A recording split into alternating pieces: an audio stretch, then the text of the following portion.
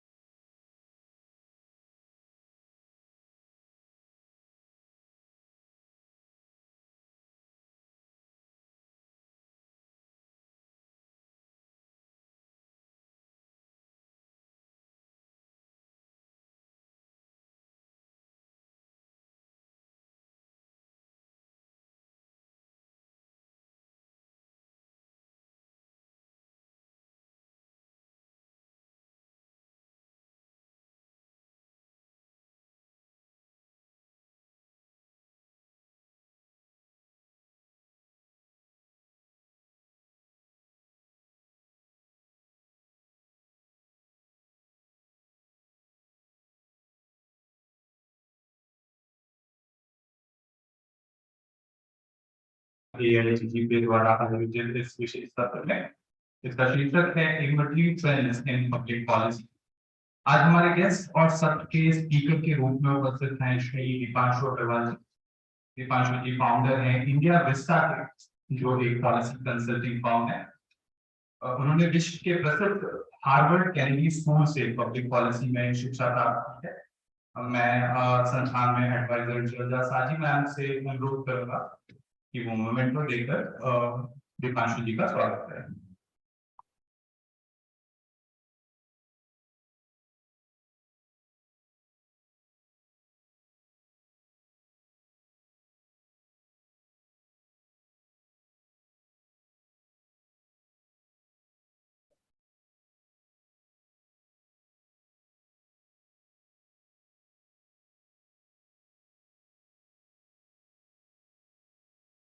मैं अनुरोध करूंगा संस्थान में एडवाइजर सुनील कुमार सूर्यवंशी सर का कि वो स्टेज पर आए और संस्थान में principal adviser Rahul Chaudhary sir का स्वागत करें।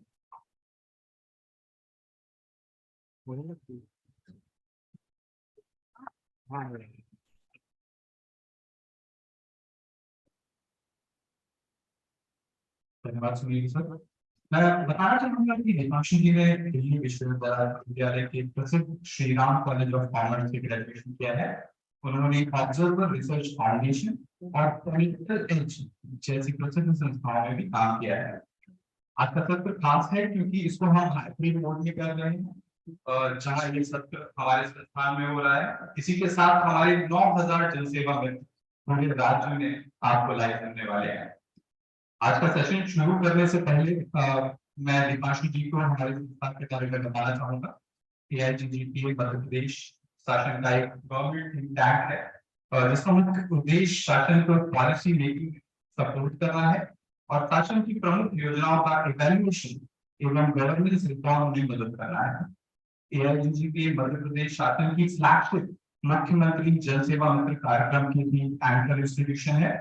हमारे 9000 जनसेवा मित्र सोशल इम्पैक्ट के 4 ऑब्जेक्टिव के साथ सरकार की प्रमुख फ्लैगशिप योजनाओं की सर्विस डिलीवरी में जमीनी स्तर पर मजबूत कर रहे हैं और सरकार और जनता के बीच में एक ब्रिज का काम कर रहे हैं। हमारे संस्थान के जो जनसेवा मित्र हैं, ये ना सिर्फ जमीनी स्तर पे काम कर रहे हैं, बल्कि इनको संस्था के द्वारा लर्निंग एंड डेवलपमेंट सपोर्ट भी मिलता है और कई बाहरी संस्थाएं जैसे अमेरिकन इंडियन फाउंडेशन, और जैसी संस्थाओं के माध्यम से इनको लर्निंग एंड डेवलपमेंट सपोर्ट मिलता है। फ्री ऑफ कॉस्ट कोर्सेज मिलते हैं जिनसे इनकी कैपेसिटी बिल्डिंग होती रहती है। इसके साथ मैं रिक्वेस्ट करूंगा राहुल सर का कि वो इस सत्र की कंटेक्स्ट सेटिंग के लिए डाइस पर आएगा।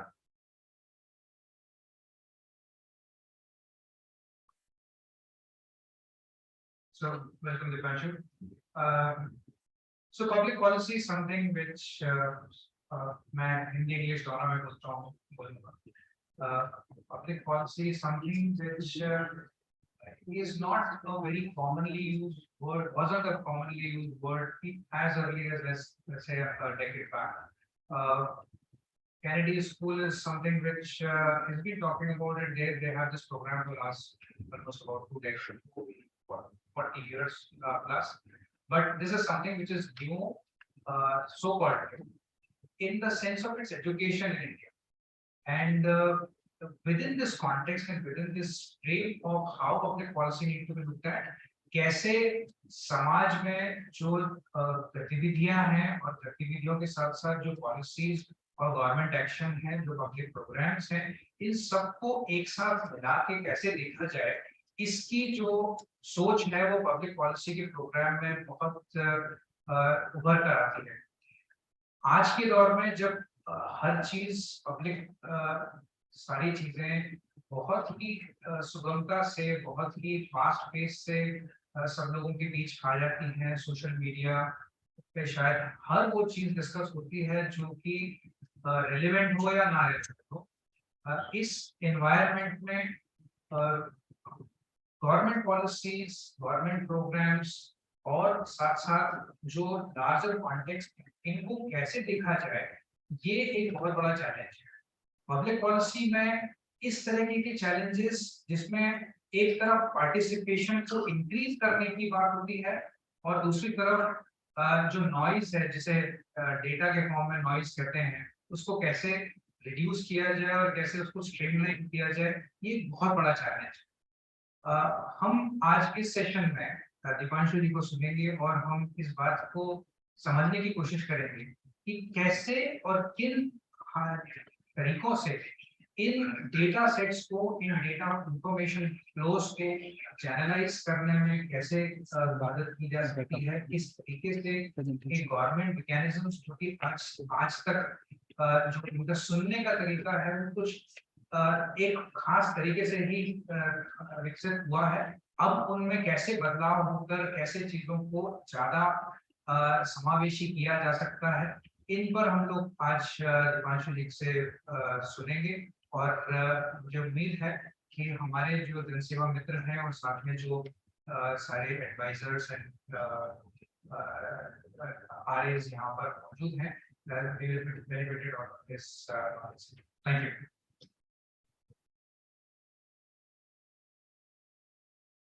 Thank you, sir. Now I would like to invite Mr. Dipanshu Agarwal to share his insights.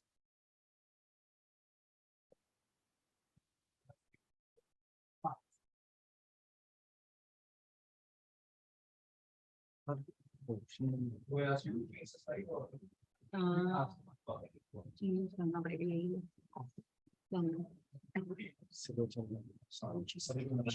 evening, everyone.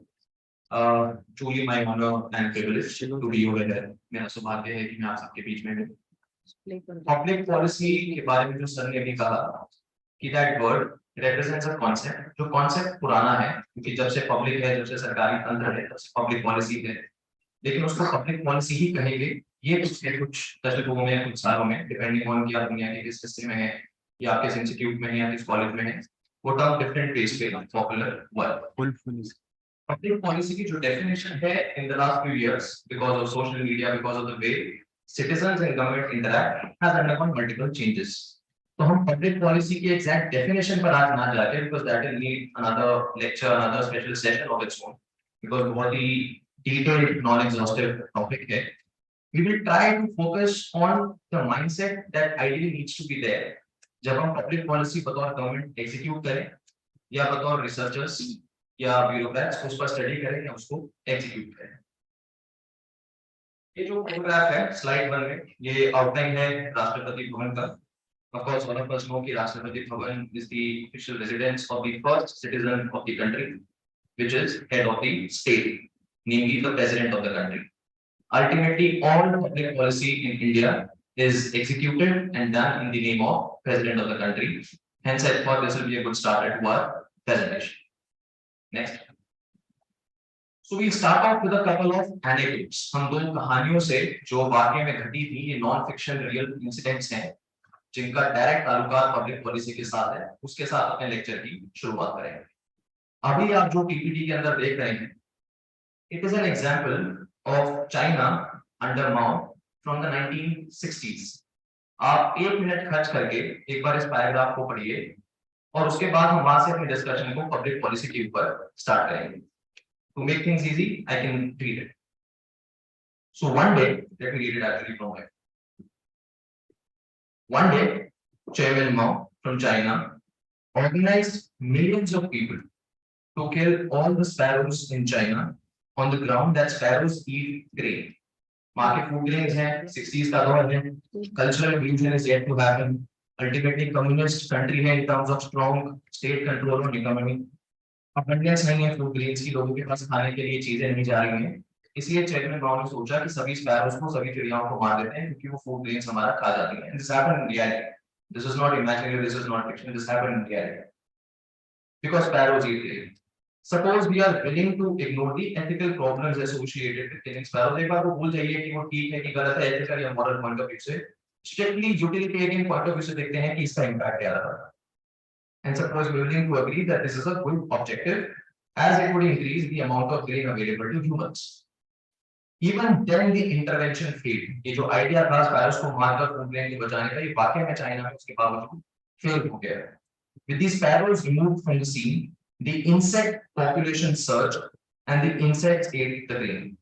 Chairman Mao may have had good intentions and he may have had practical experience of sparrows eating grain, but the intellectual foundation of the intervention was faulty.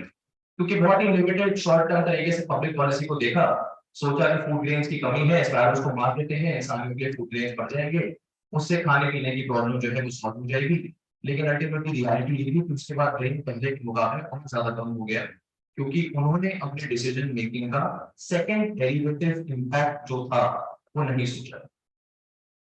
First imperative या first जो derivative था वो सोचा, लेकिन second imperative के बारे में नहीं सोचा। इसको हम कहेंगे कि this public policy has resulted in unintended consequences. आप करने निकले कुछ और थे, आपकी सोच लिमिटेड थी, लेकिन उसके आगे का आपने क्योंकि नहीं सोचा, it led to something which resulted in unintended consequences.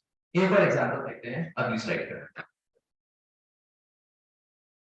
ये एग्जांपल है वियतनाम का अंडर फ्रेंच कॉलोनियल 1902 का। इसके अंदर भी लगभग आपको एक सेम पब्लिक पॉलिसी एक्शन देखने को मिलता है जिसके अंदर अनइंटेंडेड कॉन्सिक्वेंसेस रिजल्ट होते हैं। In 1902 in Hanoi under French rule there was a rat problem. A bounty was set 1 cent per rat. लोगों को बोला गया कि शहर में इतने चूहे बहुत बढ़ गए हैं, आप एक चूहा मारिए और आपको 1 पैसा which is 1 cent आपको मिल जाएगा। अल्टीमेटली आपका टारगेट है कि यहाँ पर रैट पॉपुलेशन को कम करना है, उससे आपकी जो हेल्थ प्रॉब्लम्स है या बाकी सैनिटेशन रिलेटेड प्रॉब्लम्स होती हैं वो सॉल्व हो जाएगी, ऐसा मतलब सोचना है। A bounty was set 1 cent per rat which could be claimed by submitting a rat's tail to the municipal office. प्रमाण का मामला गया कि आप चूहे को जो मारेंगे उसकी पूंछ मिला के दे दीजिए तो हम मान लेंगे कि आपने चूहे को मारा है, उसके बदले में आपको 1 cent per kill rat मिल जाएगा। And this happened in reality. Again, this is a real story. But for each individual who caught a rat, it was actually optimal to amputate the tail of a rat and set the rat free so as to bolster the rat population and make it easier to catch rats in the future.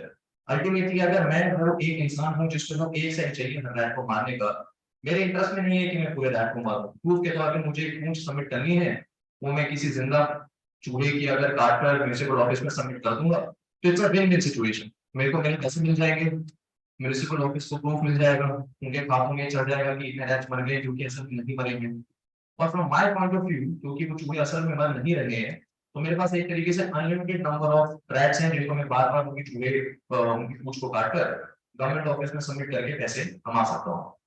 So this is another example, real life example, जहां पर public policy का aim achieve नहीं हो पाया क्योंकि it led to unintended consequences और ultimately अपने decision का सेकंड डेरिवेटिव जो इम्पैक्ट था वो गवर्नमेंट ने या जो भी अथॉरिटीज थी उन्होंने नहीं सोचा था। अब मैं आपको बताता हूँ कि इन स्टोरीज के पीछे या इन स्टोरीज को यहाँ पर प्रेजेंट करने के पीछे लॉजिक क्या था। What are those summarised learnings that both of these stories tell us. Next, यहाँ पर आते हैं मुख्यतः 3 पॉइंट। किसी भी पॉलिसी के अनइंटेंडेड कॉन्सिक्वेंसेस होना बहुत स्वाभाविक है अनलेस यू मैनेज देम। तो हमें कोई भी पब्लिक पॉलिसी को एग्जीक्यूट करते हुए ध्यान में रखना होगा कि there might be some consequences जिनको हम अभी सोच नहीं पा रहे हैं, लेकिन वो एक vicious cycle despite our best of intentions वो पब्लिक पॉलिसी रिजल्ट हो सकता है। दूसरा है सेकंड ऑर्डर डिसीजन मेकिंग। एक इनपुट आपने सिस्टम में डाला, एक पर्टिकुलर आउटपुट इमीडिएटली आपके सामने आ गया। सिर्फ उतना सोचने से नहीं चलेगा, उसके आगे का सेकंड डेरिवेटिव आपको सोचना होगा। अनदर एग्जांपल कैन बी, अगर आप इसको इंडिया के कॉन्टेक्स्ट में हमारी पब्लिक पॉलिसी एक्शंस के कॉन्टेक्स्ट में देखें, दिल्ली के अंदर 2015-16 के आसपास पॉलिटिकल पॉलिसी है। उसका स्टेटेड पब्लिक पॉलिसी ये था कि इससे पोल्यूशन कंट्रोल होगा, क्योंकि इंडिया दिल्ली के अंदर वेहिकुलर पोल्यूशन एक बहुत बड़ा कंट्रीब्यूटर है to overall pollution in the city. उसको दिमाग में रखते हुए सरकार ने अकॉर्डिंग जो पॉलिसी थी उसको लॉन्च किया, जिसके तहत आपकी गाड़ी का ऑड नंबर है कि इवन नंबर है नंबर प्लेट का, उसके अकॉर्डिंग आपके वीक के डेज डेजिग्नेटेड। मंडे है तो ऑड गाड़ियां, वेडनेसडे तो ऑड गाड़ियां, ट्यूसडे थर्सडे इवन गाड़ियां। लेकिन अल्टीमेटली उसे होने क्या लगा, मान लो कई लोग हैं जिनके पास क्षमता थी गाड़ी दूसरी खरीदने की, तो एक गाड़ी इवन नंबर की खरीदी, एक गाड़ी ऑड नंबर की खरीदी, गाड़ी आपकी 5 दिन या 6 दिन वीक के अंदर निकल रही है। अल्टीमेटली वेहिकुलर पोल्यूशन कम होगा कि नहीं होगा उसके लिए स्टडी करनी पड़ेगी, लेकिन आपको पब्लिक पॉलिसी एडवाइस और एग्जीक्यूट करने में ये भी बात करना पड़ेगा कि ये पॉलिसी किस तरीके से ड्रॉप हो सकती है। ऐसे कौन से लूपहोल्स हैं हमारे पब्लिक पॉलिसी में जिसको बहुत इजीली एग्जीक्यूट लोग कर सकते हैं। उससे क्या होगा कि अनइंटेंडेड कॉन्सिक्वेंसेस भी होंगे, पोल्यूशन कंट्रोल में नहीं आएगा। दूसरा, सेकंड ऑर्डर डिसीजन आपको उसका इंपैक्ट सोचना होगा, so that you can also provide a provision for that particular situation. तभी आपकी पब्लिक पॉलिसी सही मायने में कॉम्प्रिहेंसिव और सक्सेसफुल हो पाएगी। तीसरा पॉइंट है कि ultimately it is about incentive. जिन लोगों के ऊपर हमारी पब्लिक पॉलिसी लागू होने वाली है, क्या उनके इंसेंटिव या फेवर में है उस तरह का बिहेवियर एग्जिबिट करना, या उनके लिए उस पॉलिसी को एक्सप्लॉइट करना या उसके अंदर लूपहोल्स ढूंढने का इंसेंटिव। जैसे हमने फ्रांस का जो कॉलोनियल रूल था वियतनाम में, उसके एग्जाम्पल को देखा। अगर मुझे प्रूफ के तौर पे सिर्फ चूहे की पूंछ सबमिट करनी है, तो क्या वाकई में मेरे लिए इंसेंटिव है कि मैं चूहे को मारूं, या सिर्फ मैं उसकी टेल सबमिट करके पैसे कमा सकता हूं। तो पब्लिक पॉलिसी के पूरे पैराडाइम में जो आपका बिहेवियर है, एक पॉलिटी के अंदर, एक सोसाइटी के अंदर जो अलग अलग स्टेक होल्डर्स हैं, चाहे वो गवर्नमेंट हो, सिटीजन हो, ब्यूरोक्रेसी हो, या कोई भी और लोग हो, सबके इंसेंटिव्स, उन इंसेंटिव्स के थ्रू ही आप उनका बिहेवियर जो है इन्फ्लुएंस कर सकते हैं। उन इंसेंटिव्स को बिना फैक्टर किए किसी का बिहेवियर चेंज करना will not lead to a good public policy. तो उन दो स्टोरी से मुख्यतः हम ये सीखते हैं कि in general incentives become behaviour, a policy can have unintended consequences. और आप सिर्फ पहले स्टेज तक के इंपैक्ट के बारे में ना सोचें, उस इंपैक्ट से भी जो आगे चेन रिएक्शन होगा, उस second third level of impact के बारे में सोचना भी बहुत इंपॉर्टेंट है। और ये 3 पॉइंट्स बार बार हमारी प्रेजेंटेशन के अंदर two real life examples Indian context में, इंटरनेशनल कॉन्टेक्स्ट में बार बार अभी आगे हैं। नेक्स्ट, अगर हम इन 3 पॉइंट्स के थ्रू ये अपने दिमाग में सोचना चाहें कि आइडियली एक पब्लिक पॉलिसी एक्सपर्ट की या एक पब्लिक पॉलिसी मेकर की किस तरह की पर्सनालिटी टाइप होनी चाहिए। पर्सनालिटी टाइप का मतलब कि उसका सोचने का तरीका व्हेन ही और she is making public policy को क्या होना चाहिए। तो we come across 3 options. One type of hat that we have to don, या एक तरह की पर्सनालिटी जिसको हमें बतौर पब्लिक पॉलिसी मेकर अपने अंदर डालना होगा, it is that of being a parent. Now I'll tell you the context of it. The context is, जब पेरेंट्स बच्चों को बड़ा करते हैं, they don't think about their upbringing only for 1 year, 2 year or 3 year of the child. They think about the long term growth and stability of that kid. इसी तरह आपको public policy professional के तौर पर किसी भी पॉलिसी का, जैसा कि हमने पहले डिस्कस किया, सिर्फ फर्स्ट स्टेज का इंपैक्ट कंसीडर करना ऐसा नहीं है। आपको उस पॉलिसी के लॉन्ग टर्म इंपैक्ट के बारे में सोचना होगा। To an extent, this is something that the constitution makers did from 1947 to 1950 in our country when they were making the constitution. सबको वोटिंग राइट्स मिलने चाहिए कि नहीं मिलने चाहिए, इंडिया के अंदर अल्कोहल नेशनल लेवल पर बैन होनी चाहिए कि नहीं होनी चाहिए, वोटिंग एज क्या होनी चाहिए। अगर सिर्फ एक जनरल इलेक्शन या दो जनरल इलेक्शन को दिमाग में रख के उन्होंने सोचा होता तो पर लॉट ऑफ अनस्टेबिलिटी, लेकिन अल्टीमेटली उन्होंने एक नेशनल जर्नी के बारे में लंबी विजन, लॉन्ग टर्म विजन को लेकर कॉन्स्टिट्यूशन की रचना करें। और आइडियली आपको एक पेरेंट के भी रोल में आकर एक चाइल्ड की लॉन्ग टर्म ग्रोथ की तरह अपनी पब्लिक पॉलिसी ऑडियंस की लॉन्ग टर्म ग्रोथ के बारे में सोचना होगा, वरना आपकी पब्लिक पॉलिसी बहुत ही रिएक्टिव, बहुत ही शॉर्ट टर्म और बहुत जल्दी समाज के अंदर उसका विरोध होकर पब्लिक पॉलिसी फेल भी हो सकती है, ऐसा अनइंटेंडेड कॉन्सिक्वेंस पैदा हो सकता है। तो बताओ public policy maker, the first hat that we have to wear is that of parent. इसका एग्जांपल ये बनेगा कि हमें long term impact of that public policy के बारे में सोचना है। दूसरा है that of pilot. Now why pilot? क्योंकि जब आप किसी पब्लिक पॉलिसी को एग्जीक्यूट करने जाते हैं तो ऐसा तो नहीं है कि पूरा समाज एक पॉज देता है और आपको अलाउ करता है कि जब तक आप अपनी नई पब्लिक पॉलिसी एग्जीक्यूट नहीं करते everything will be on pause. अगर आप उदाहरण के तौर पे डीमोनेटाइजेशन को लेकर, वैसा तो नहीं है कि हमने खर्चा करना बंद कर दिया फ्रॉम नवंबर 8 2016 जो भी 2017 के अंदर उसकी डेडलाइन थी, इकोनॉमी नॉर्मल चलनी थी। तो पायलट क्यों? क्योंकि पब्लिक पॉलिसी का जो पूरा फील्ड है it is like an aeroplane that is flying, और आपकी पब्लिक पॉलिसी उस चलते हुए एयरक्राफ्ट के अंदर ही चेंज करने जा रही है। इस तरह का एनवायरनमेंट आपको इमेजिन करना होगा। So making public policy and executing public policy is like redesigning an aeroplane while you are flying. आपको समाज के अंदर या अपनी पॉलिटी के अंदर पहुंच नहीं मिलेगा कि आप आइए पूरा देश, पूरा जुरिस्डिक्शन पहुंच लेगा, जब उस पब्लिक पॉलिसी का इंपैक्ट आना शुरू होगा उसके बाद हम अपनी ऑपरेशंस को रिज्यूम करेंगे, ऐसा नहीं होगा। तो आप जो भी चेंजेस लाने की कोशिश कर रहे हैं वो बहुत रियल टाइम में करें। तो आपको जो दूसरा फ्रेमवर्क अपने दिमाग में डालना होगा, दूसरा लेंस पर्सनालिटी के पॉइंट ऑफ व्यू से जो डालना होगा वो होगा that of being a pilot who is actually flying the plane in real time but also has to think about making changes to in real time, वरना वो flight बहुत इजीली क्रैश भी कर सकती है और बहुत easily on the other hand safely land भी कर सकती है डिपेंडिंग ऑन आपका पब्लिक पॉलिसी इंटरवेंशन किस तरीके। Third is actually that of thief. जो आपका थर्ड पर्सनालिटी ट्रेट है वो एक्चुअली एक थीफ की तरह है। What I mean by saying कि आपको एक थीफ की हैट को भी डाउन करना है तो पॉलिसी मेकर इज कि आपके सामने एक घर है, let us say that it is considered to be the safest house in the world, उसके अंदर हर तरह के सिक्योरिटी सिस्टम्स हैं, उसके अंदर हर तरह के सीसीटीवी कैमरास और किसी भी तरीके का थेफ्ट को, बर्गलरी को प्रिवेंट करने का मैकेनिज्म सोच सकते हो, जैसे कि आपके सामने वाली बिल्डिंग के अंदर वो। लेकिन अगर मेरा काम उसके अंदर चोरी करना है तो still I have to think about one loophole that house में है। वो कुछ भी हो सकता है, you know it could be bribing the architect of the house ताकि वो मेरे को उसका कोई वेट बता दे, कुड बी एनीथिंग। तो अल्टीमेटली जब आप कोई पब्लिक पॉलिसी बनाते हैं unless you also think of its loopholes और आप उसके लिए पॉलिसी बनाते हुए जब तक प्रोवाइड नहीं करेंगे that policy is bound to fail. उदाहरण के तौर पे again demonetisation, despite the best of intent, let's say जैसे ही डीमोनेटाइजेशन एग्जीक्यूट हुई उसके बाद बैंक मैनेजर्स और डिपॉजिटर्स ने मिलके एक अपना खुद का नेक्सस क्रिएट कर लिया जिसमें आप 100 रुपए बैंक के अंदर देते हो हार्ड करेंसी और आपको बदले में 70-80 रुपए मिल जाते हैं। तो अल्टीमेटली जितना पैसा इकोनॉमी में जितना इकोनॉमी से बाहर आया उतना ही कैश इकोनॉमी वापस मेन इकोनॉमी में मिलकर खड़ा हो गया। तो लगभग आई थिंक उसका स्टैटिस्टिक में 99.something% निकल के आया था जिसके तहत whatever cash exited it actually re-entered. On the other hand आप चालान के एग्जांपल को लीजिए, एक बहुत ही कॉमन एग्जांपल है, श्योर हम सबने ट्रैफिक पुलिस में अपनी लाइफ में मल्टीपल टाइम्स फेस किया है। नेशनल लेवल पर अभी लगभग 1-1.5 साल पहले एक रूल आया जिसके तहत जितना भी ट्रैफिक वायलेशन का अमाउंट, मान लीजिए मैं रेड लाइट टर्न करता हूँ या सीट बेल्ट नहीं पहनता या मैंने हेलमेट नहीं पहना, अगर पहले उसके चालान का अमाउंट 500 रुपए था तो लेट्स से पुलिस ने डेली कमिट सीएस की अब से उसका अमाउंट 5000 रुपए।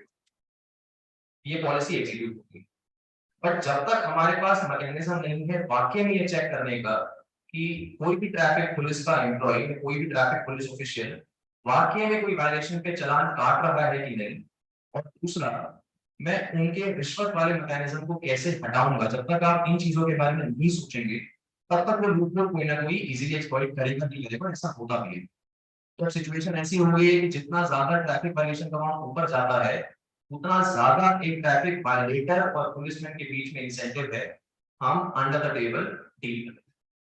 तो जब आप पॉलिसी बनाते हैं आपको एक थीफ की तरह ये भी सोचना होगा कि मेरे पॉलिसी के लूप होल्स क्या हैं और उसको समाज के अंदर different elements how will they try to exploit it, और मुझे उसको पब्लिक पॉलिसी को बनाते हुए ही फैक्टर इन करना होगा। तो to summarise this particular slide, ideally any policy maker has to do on three hats. One is that of a parent, so that we think about the long term impact, दूरदर्शिता लेके दिमाग में चलनी होगी। दूसरा है that of a pilot, क्योंकि हम विमान को उड़ाते हुए ही उसके अंदर चेंज करने की बात कर रहे हैं, हमें पॉज की लग्जरी नहीं है। तीसरा है that of legal thief, हमें पॉलिसी को बहुत ही कॉम्प्रिहेंसिव तरीके से इवैल्यूएट करके उसके लूपहोल्स के बारे में भी सोच करके उस पॉलिसी को आगे इंट्रोड्यूस करना होगा। So this is actually the ideal three personality traits that any policy maker should have in him or her. Policy बनाते हुए। Next. तो जैसा कि हमने कहा कि policy making is like actually redesigning an aeroplane while you're flying it.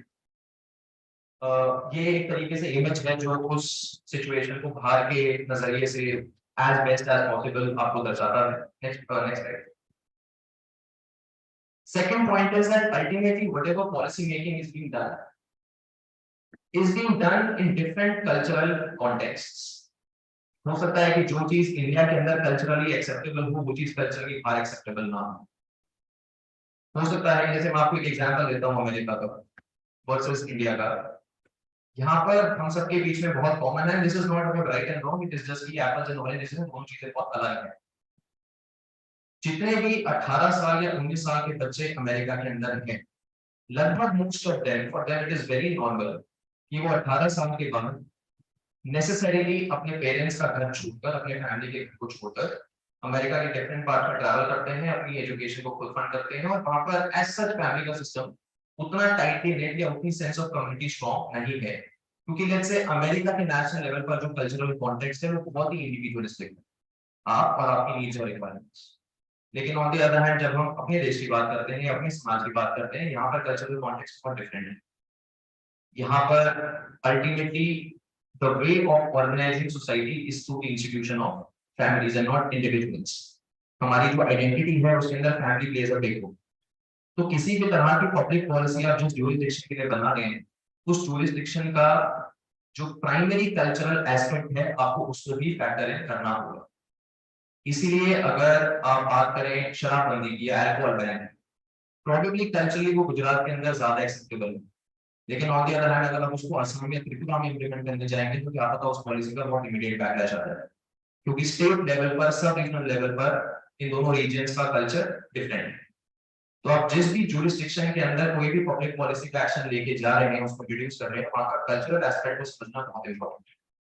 Now what this particular photograph in this slide, तो ये एक बुक है हमारे फॉर्मर विदेश सेक्रेटरी, फॉरेन सेक्रेटरी की शाम शरण, उन्होंने एक किताब लिखी how India sees the world. तो how India sees the world book के अंदर उन्होंने अपना एक पर्सनल एनेक्डोट बताया, जिसमें वो कहते हैं कि क्योंकि वो डिप्लोमेट बन चुके थे, उनका अगला असाइनमेंट चाइना का था, तो चाइना जाने से पहले या चाइना के अंदर ऑफिशियली अपनी रिस्पॉन्सिबिलिटी को अज्यूम करने से पहले बतौर एम्बेसडर उन्होंने वहां पर मैंडरिन लैंग्वेज, चाइनीज लैंग्वेज को सीखने का प्रयास किया। Now when he goes to China and tries to study and learn the Mandarin language, वो एक एनेक्डोट बताते हैं जो उनके साथ वहां पे घटा है।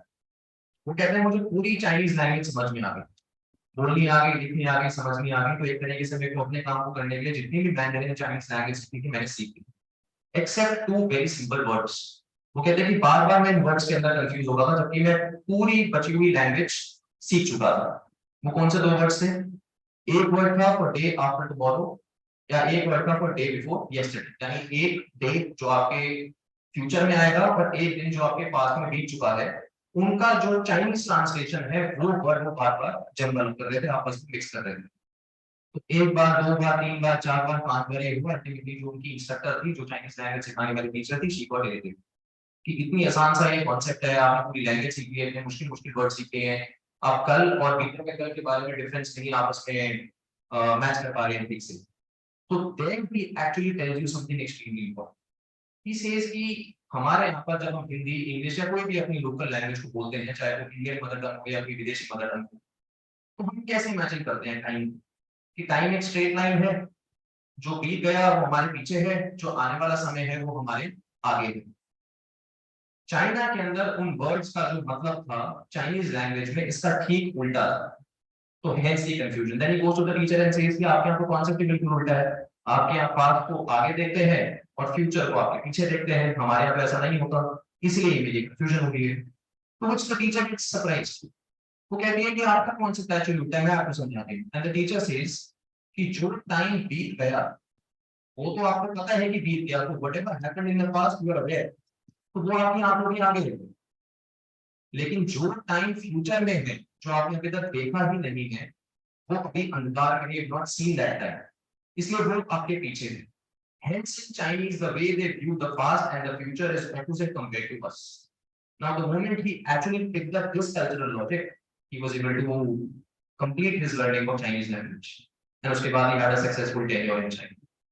So ultimately आप कहीं भी ऑपरेट करें पब्लिक पॉलिसी के डोमेन में, आपको वहां का लोकल कल्चरल कॉन्टेक्स्ट पिक करना आना चाहिए, वरना वो पब्लिक पॉलिसी फिर से आपको अनइंटेंडेड कॉन्सिक्वेंस देगी। तो कल्चर का एस्पेक्ट इसीलिए पब्लिक पॉलिसी के अंदर बहुत इंपॉर्टेंट है। नेक्स्ट,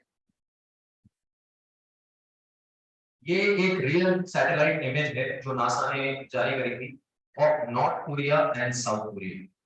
अगर आप इस फोटोग्राफ को देखेंगे तो इसके अंदर आपको नॉर्थ कोरिया लगभग ना के बराबर नजर आएगा, क्योंकि it is completely under darkness, और आप उसके ठीक नीचे, क्योंकि वो बॉर्डर शेयर करते हैं आपस में, in fact at one point of time एक सिंगल कंट्री थी, अभी लैंडमास के लिहाज से तो एक सिंगल टेरिटरी है, लेकिन दो अलग अलग कंट्रीज बन चुकी हैं, नॉर्थ कोरिया साउथ कोरिया। लेकिन अगर आप साउथ कोरिया के एरिया को देखेंगे, it is completely developed, much more developed compare to North Korea, और ये आसमान से भी दिखता है, स्पेस से भी दिखता है कि नॉर्थ कोरिया पूरा अंधकार के अंदर है और जो साउथ कोरिया वाला पार्ट है वो पूरा लाइट से प्रकाश है। हमने पहले एग्जांपल की बात करी कि किसी भी ज्यूरिसडिक्शन के अंदर कैसे कल्चरल डिफरेंस बहुत इंपॉर्टेंट है, या बात करेंगे कल्चर सेम होने के बाद भी अगर हमारी पब्लिक पॉलिसी इंटरवेंशन ठीक नहीं है, तो सेम कल्चर होने के बावजूद आपको बहुत कंट्रास्टिंग अलग अलग एग्जांपल्स देखने को मिल सकते हैं। इनफैक्ट अगर आपको इस एग्जांपल के बारे में और अच्छे से पढ़ना हो तो एक बुक है जिसका नाम है व्हाई नेशंस फेल, जो आपको बताता है कि बाकी सारे फैक्टर सेम होने के बाद भी अगर आपके पॉलिसी के इंस्टीट्यूशंस मैकेनिज्म्स सेम नहीं है या मुताबिक नहीं है, तो it can easily lead to success as well as failure, जबकि आपका कल्चरल कॉन्टेक्स्ट सेम हो जाएगा। Another beautiful example is India and Pakistan in terms of our socio-economic trajectory. Independence at the same time, 14 अगस्त 15 अगस्त 1947, आज जो भी 78-79 years of independence modern times में हो चुके हैं दोनों देशों को, आप लगभग किसी भी एस्पेक्ट पे अगर आप कंपैरिजन करेंगे तो ऐसा तो नहीं कहूंगा कि पाकिस्तान का पूरा कल्चर हमसे सेम है, it is only let's say north western part of the country India का जिसका कल्चर रिजेंबल करता है, लेकिन उसके बावजूद आप अगर health indicators, social economic indicators देखेंगे या जीडीपी की ग्रोथ रेट देखेंगे तो बहुत अच्छा खासा डिफरेंस आपको देखने को मिलता है। तो summarise these two slides, what I am trying to say over here is कि आपके कल्चरल डिफरेंसेस अगर हैं तो आपको उसके मुताबिक अपनी पब्लिक पॉलिसी चेंज करनी पड़ेगी, लेकिन अगर कल्चर सेम भी हो तो भी पब्लिक पॉलिसी आपको बहुत सोच समझकर ही बनानी होगी। It is not a guarantee कि कल्चर सेम होने की वजह से दोनों टेरिटरीज सेम तरीके से ग्रो करेंगी, डेवलप करेंगी और उस पब्लिक पॉलिसी को रिसीव करेंगी। नेक्स्ट, ये इंडिया का एग्जांपल है 2012 का और 2021 का। Again same country, a gap of 10 years 9 years and you can see the difference. 2012 में हम ऊपर से कैसे दिखते थे और 2021 में हम कैसे दिखते थे, because through lights the indicator is towards infrastructure, economy, transport, lot of other things. Next, अभी तक जो हमने बातचीत करी उससे ये समरी खड़ी होगी, which is that any good public policy has to be socially desirable, has to be politically doable, has to be financially viable, technically sound और एडमिनिस्ट्रेटिवली इम्प्लीमेंटेबल। सामाजिक लेवल पर, राजनीतिक लेवल पर, आर्थिक लेवल पर, टेक्निकल लेवल पर और प्रशासनिक लेवल पर आपको इन सभी लेवल्स पर अपनी पब्लिक पॉलिसी को टेस्ट करके ये देखना होगा कि हम ये कर सकते हैं कि नहीं कर सकते। फाइनेंस का पॉइंट इसमें सबसे ज्यादा सेल्फ एक्सप्लेनेटरी है। अगर हमारे पास किसी चीज को इम्प्लीमेंट करने के लिए खर्चा ही नहीं है तो हम उसको इम्प्लीमेंट नहीं कर सकते। अगर हमारी एडमिनिस्ट्रेशन के अंदर काबिलियत नहीं है उस चीज को फिलहाल इम्प्लीमेंट करने की, तो भी हम नहीं कर सकते। इमेजिन करिए कि जब दुनिया के अंदर इंटरनेट बहुत ही नेसेंट स्टेजेस पे था क्या उस समय हम डायरेक्ट बेनिफिट ट्रांसफर या जो आज यूपीआई है वो तब इंप्लीमेंट कर सकते थे क्या? नहीं कर सकते थे। तो आपकी जब इन पांचों लेवल पर कैपेसिटी डेवलप हो जाएगी, उसी के बाद आप अपनी पब्लिक पॉलिसी को सक्सेसफुली इंप्लीमेंट कर पाएंगे। तो to summarise, your public policy has to be socially desirable, politically doable, financially viable, technically sound, and administratively implemented. Having said that, आपको इम्प्लीमेंटेशन पर तो ध्यान देना ही है। अगर ये पांचों चीजें आपके पास हैं, उसके बाद भी जो इम्प्लीमेंटेशन साइड ऑफ थिंग्स है, उस पर तो आपको ध्यान देना ही है। और अल्टीमेटली इन पांचों फैक्टर्स का बैलेंस भी बिठाना होगा। जरूरी नहीं है कि इन पांचों ही एरियाज के अंदर हमारी पब्लिक पॉलिसी हर बॉक्स पर टिक उतना ही अच्छे से मार पाए। तो जो भी एक आइडिया बैलेंस हो इन पांचों फैक्टर्स का, वो हमें बिठाकर अपनी पब्लिक पॉलिसी को बनाना है और एग्जीक्यूट करना है। नेक्स्ट, ये एक ब्रोकन विंडोज थ्योरी है, again a real life example. 1980s 1990s के आसपास न्यूयॉर्क में, जैसे दिल्ली के अंदर मेट्रो है, भारत के अलग अलग सिटीज के अंदर मेट्रो है, जो न्यूयॉर्क की मेट्रो है उसके अंदर एक के बाद एक दिखा गया कि अधिकतर जो बोगी है, जो कोच है, उसके अंदर जो उनका कांच है खिड़की का, वो टूटा हुआ है। तो this led to something called the broken windows theory. हुआ क्या कि न्यूयॉर्क के अंदर 80s 90s के दशक में ड्रग्स की प्रॉब्लम, क्राइम ऑन ट्रेन की problem, and drug consumption also with in the train, उसकी प्रॉब्लम बहुत ज्यादा बढ़ने लगी। तरह तरह के डिफरेंट पुलिस ऑफिशियल्स ने, पुलिस कमिश्नर ने अलग अलग तरीके के पब्लिक पॉलिसी एक्शंस को एग्जीक्यूट करने की कोशिश करी, सर्वेलेंस बढ़ाने की कोशिश करी, number of policeman on duty बढ़ाने की कोशिश करी, लेकिन क्राइम फिर भी न्यूयॉर्क की ट्रेन्स में कम नहीं हुआ। Ultimately, this new police commissioner came towards the end of 1980s, and then he realized कि हमारी ट्रेन के अंदर जहां जहां भी खिड़कियां टूटी हुई है, he did the mapping, he had the statistics with him, वहां क्राइम एक्चुअली ज्यादा हो रहा है कंपेयर टू अदर ट्रेन्स या with in the same train अलग अलग coaches. Now the logic that he gave was कि अगर बताओ एक चोर आप किसी ट्रेन के अंदर एंटर करते हैं और वो ट्रेन बिल्कुल साफ सुथरी हालत में है, वहां कोई कांच नहीं टूटा हुआ, वहां पर हर तरह से इंफ्रास्ट्रक्चर बिल्कुल वेल बिल्ट है, तो आपकी जो क्राइम करने की टेंडेंसी है वो एक्चुअली कम हो जाती है। But when you go to a train जहां पर सब कुछ खराब है, तो आपको एक्चुअली क्राइम करने के लिए मोटिवेशन मिलेगी, क्योंकि आपको पता है कि इस ट्रेन की हालत इतनी खराब है, इसका मतलब यहाँ की जो एडमिनिस्ट्रेशन है वो सोचते हैं सोई हुई है। तो to solve the problem of crime in New York trains, what he realised is कि यार सारी विंडोज को ठीक कर देते हैं, उससे कम से कम चोरों के दिमाग में ये सेंटीमेंट हो जाएगा कि पुलिस है और पुलिस जागरूक है और एक्टिव है। And the moment that happened, actually it led to fall in the crime rate which was there in New York trains. So this is almost like कि आप जब सड़क पे जाते हैं तो कोई अगर कूड़ादान है जो रोड पर हमने यहाँ फैला दिया है, तो वहां पर हम जो वेस्ट है फिर भी एक बार फेंकने के बारे में नहीं सोचेंगे, फेंक देंगे। ऑन दी अदर हैंड, लेकिन मान लीजिए कि सीएम आवास के आसपास का साफ एरिया है या कोई सरकारी साफ एरिया है या कैंट का एरिया है या गवर्नमेंट का area, which is absolutely clean, वहां पर हम वो गंद रोड पर फेंकने से पहले 2 बार 3 बार 4 बार सोचेंगे। तो लगभग this is the same example. Next, जो ब्रोकन विंडोज थ्योरी है, जो न्यूयॉर्क के लिए प्रैक्टिकल एग्जांपल के तौर पे प्रूव हुआ है, उसका एक इंडियन कॉन्टेक्स्ट है। इंडियन कॉन्टेक्स्ट यहाँ पर ये निकल के आता है, ये 3 बुक्स हैं जो एक्चुअली डिफरेंट एग्जांपल्स के थ्रू इंडिया के कॉन्टेक्स्ट में कैसे हमारी पब्लिक पॉलिसी एक्शंस बहुत बार हाफ हार्टेड रहे हैं, इनकम्प्लीट रहे हैं या इतने सक्सेसफुल नहीं रहे हैं, उनका ब्यौरा आपको ये तीनों किताबें मिलकर देती हैं। एग्जाम्पल आपको मैं जो पहली किताब है द गेटेड रिपब्लिक उससे देता हूँ। ये हाल फिलहाल की किताब है, 2020 से 21 के आसपास की किताब है। And this financial journalist Shankar Aiyar he mentions this example. He says कि हम सबको पता है कि it is the government's responsibility कि हम सबको साफ पीने वाला पानी मिले, clean drinking water is something that the government can provide to us. वो कहते हैं कि अगर आपको हमारे देश के अंदर ये जानना है कि क्लीन ड्रिंकिंग वाटर कितना मिल रहा है और कितना नहीं मिल रहा है, check the size of distillery market in the country, क्योंकि जितना हमारी डिस्टिलरी एक्वाफिना किंडल की मार्केट इस देश के अंदर बड़ी होगी, इसका मतलब हम सोशल लेवल पर, सामाजिक लेवल पर, गवर्नमेंट लेवल पर उतना ही फेल कर रहे हैं to provide different people easy access to clean drinking water. तो ही सेज कि वो जो गैप है साफ पानी प्रोवाइड करने का, वो एक तरीके से डिस्टिलरी के थ्रू पूरा है, लेकिन आइडियली वो गवर्नमेंट के थ्रू पूरा होना चाहिए। Another book which is Accidental India by the same author, over there he mentions a list of 7 successful public policy reforms जो एक्चुअली इसलिए इम्प्लीमेंट हुए क्योंकि India was facing a crisis. तो एक्सीडेंट हुआ, एक क्राइसिस आया, इसलिए लगा कि ये पब्लिक पॉलिसी फटाफट हमें इम्प्लीमेंट कर देनी चाहिए।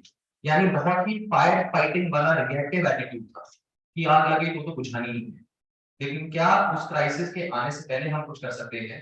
Can we be proactive? That is the message that we book gives us over here. जैसे कि 1991 का फाइनेंशियल क्राइसिस है, अगर वो फाइनेंशियल क्राइसिस नहीं फेस करते तो would we have come up with the financial reforms? Probably not. So, including that example, we book also has other examples और collectively वो बताते हैं कि ऐसे 7 या 8 examples हैं जो हम एक एक्सीडेंट या क्राइसिस को फेस करने के बाद जरूर इम्प्लीमेंट कर रहे हैं। लेकिन in the future we would want definitely जहां पर हमारा पब्लिक पॉलिसी अपैरेटस के सिस्टम बेहद प्रोएक्टिव, किसी क्राइसिस के खतरे से पहले ही हम लॉन्ग टर्मिस्ट विजन लेकर उस चीज को इम्प्लीमेंट करें। And third book is by different author but also talks about the same. Next. So the summary of this particular point is that when it comes to public policy, हमें proactive होना है बजाय being reactive या being in a firefighting mode। क्योंकि कभी-कभी crisis होने के बाद क्या होता है हम उसको control ना भी कर पाए। And ultimately the art of public policy is in predicting problems and solving for it before a crisis erupts। Next।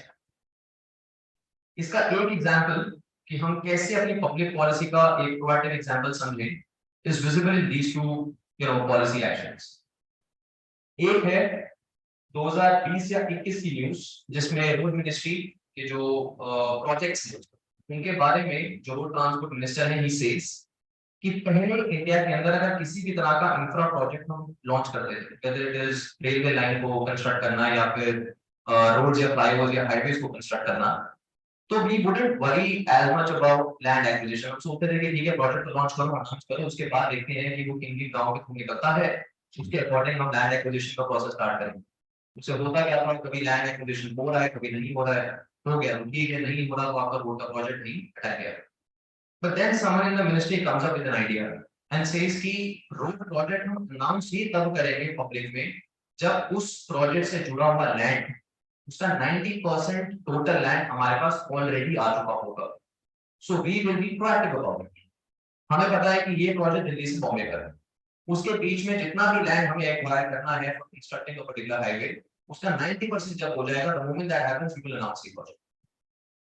तो that is being proactive, it's a simple change, right? पहले लैंड एक्वायर करने से पहले announce करते थे या land acquire करने के बाद अनाउंस कर रहे हैं। लेकिन उससे बिहेवियर लेवल पर क्या फर्क आ रहा है कि अब 10% लोग मिलकर आपके प्रोजेक्ट को अटका नहीं सकते क्योंकि 90% लैंड एक्विजिशन आपने बहुत ही अच्छे रेट पर सबको सेटिस्फाई करके सारे स्टेक होल्डर्स को ऑन बोर्ड लेके आप ऑलरेडी कर चुके हैं। So your project has a much higher probability of getting completed on time, getting executed। Another example is the basic structure doctrine। Basic structure doctrine constitution का simple सी एक चीज कहता है which is a post emergency phenomenon कि parliament कोई भी law पास कर दे और जुडिशरी को मानना पड़े ऐसा नहीं होगा। मान लीजिए कल कोई पार्लियामेंट एक लॉ पास कर देती है कि कल से चुनाव नहीं होंगे या कल से जो यूनिवर्सल अडल्ट फ्रेंचाइजी है वो खत्म हो जाती है, हर बंदा वोट करता है, ऐसा नहीं होगा। So will that law just because it has been passed in the parliament be executed in the country? No, क्योंकि उसके बीच में हमारे कोर्ट्स का बेसिक स्ट्रक्चर डॉक्ट्रिन आ जाएगा which says कि कॉन्स्टिट्यूशन का जो बेसिक स्ट्रक्चर है, fundamental rights, the other rights available to us, या the basic definition, meaning, structure of our polity, उसके साथ आप खिलवाड़ नहीं कर सकते। हालांकि this doctrine is also slightly controversial, लेकिन यहाँ पर जो हम प्रोएक्टिव एलिमेंट समझना चाह रहे हैं वो ये था कि right after emergency the court solve की what if this happens tomorrow, क्योंकि उस टाइम पर कोर्ट्स विफल हो गए थे इमरजेंसी को 1975 में प्रिवेंट करने के लिए। अगर फ्यूचर में ऐसा दोबारा हुआ तो क्या करें?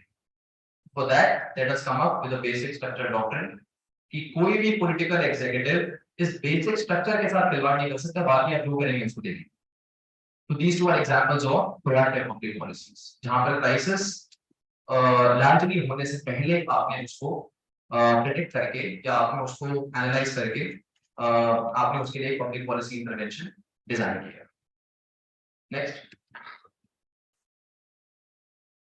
To summarize again what we have talked so far, किसी भी पब्लिक पॉलिसी प्रोफेशनल के आगे तरह तरह की चॉइसेस या तरह तरह के डिलेमास होंगे।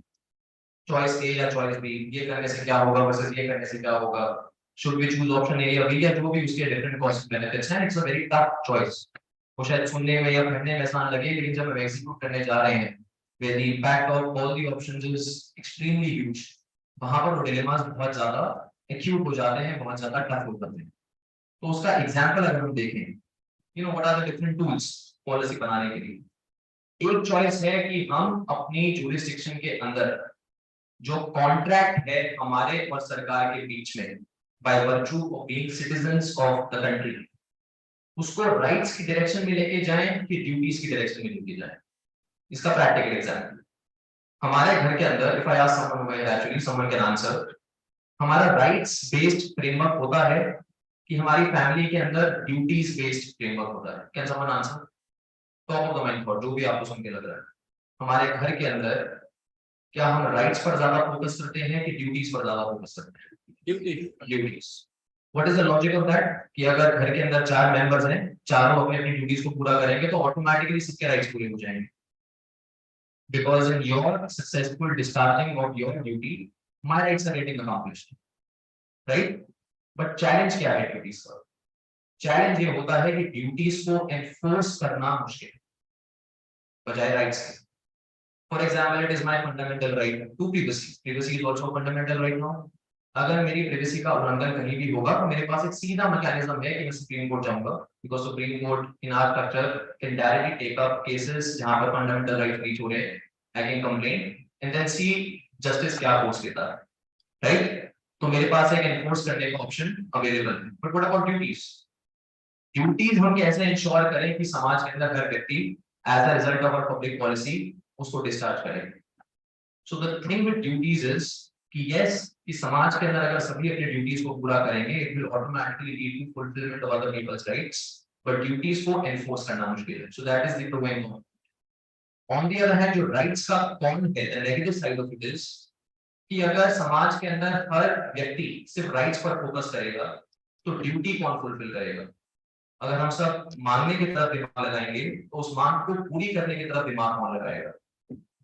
बट राइट्स को एनफोर्स करना आसान, because you can always go to the supreme court से कि मेरा फंडामेंटल राइट अचीव नहीं हो रहा है या फिर इम्प्लीमेंट नहीं हो रहा है, सो एंड सो। तो कोई भी पब्लिक पॉलिसी फ्रेमवर्क ड्यूटीज पे थोड़ा ज्यादा बैलेंस से या उसकी तरफ ज्यादा इंक्लाइन हो या राइट्स की तरफ ज्यादा इंक्लाइन हो, ये एक डिलेमा बतौर public policy maker you will always see in most of the policies that we devise, कि हम राइट्स बेस्ड डिस्कोर्स या फ्रेमवर्क की तरफ जाएं या ड्यूटीज बेस्ड डिस्कोर्स या फ्रेमवर्क की तरफ जाएं। सेकंड इज, आपको पता है कि आपका जो पॉलिसी का गोल है that is justified, it is ethical, it is moral, it is needed. जो हमने पीछे 5 पॉइंट्स की बात करी, पॉलिटिकल, एडमिनिस्ट्रेटिव, सोशल, उन सभी तर्जों पर वो खत्म करता है। तो पब्लिक पॉलिसी का जो आपका एम है justified. What are the ways you pick to achieve that? So that is like saying कि मान लीजिए आप बस या मेट्रो या कोई भी और पब्लिक ट्रांसपोर्ट होल्ड करना चाहते हैं। सबको पता है कि बतौर citizen it is our civic duty to stand in a queue, right? एक लाइन लगी हुई है, लाइन को फॉलो करेंगे, एक एक करके आपका टर्न आता जाएगा। मान लीजिए आप इस रूल को बहुत अच्छे से समझते हैं, लेकिन जो लाइन के अंदर बाकी लोग हैं उस रूल को अच्छे से नहीं समझते। तो अगर आप उस सिचुएशन के अंदर रूल को फॉलो करेंगे, what will happen? You will and up missing the public transport, right? Line के अंदर 10 लोग खड़े हैं, बाकी 9 लोगों के अंदर जैसे मर्जी उस पब्लिक ट्रांसपोर्ट के अंदर घुसने की रेस है, लेकिन आप शांति से patiently at the last end of the line wait कर रहे हैं कि मेरा चांस आएगा just because I am following the rule. Do you think we will be able to board the public transport? No.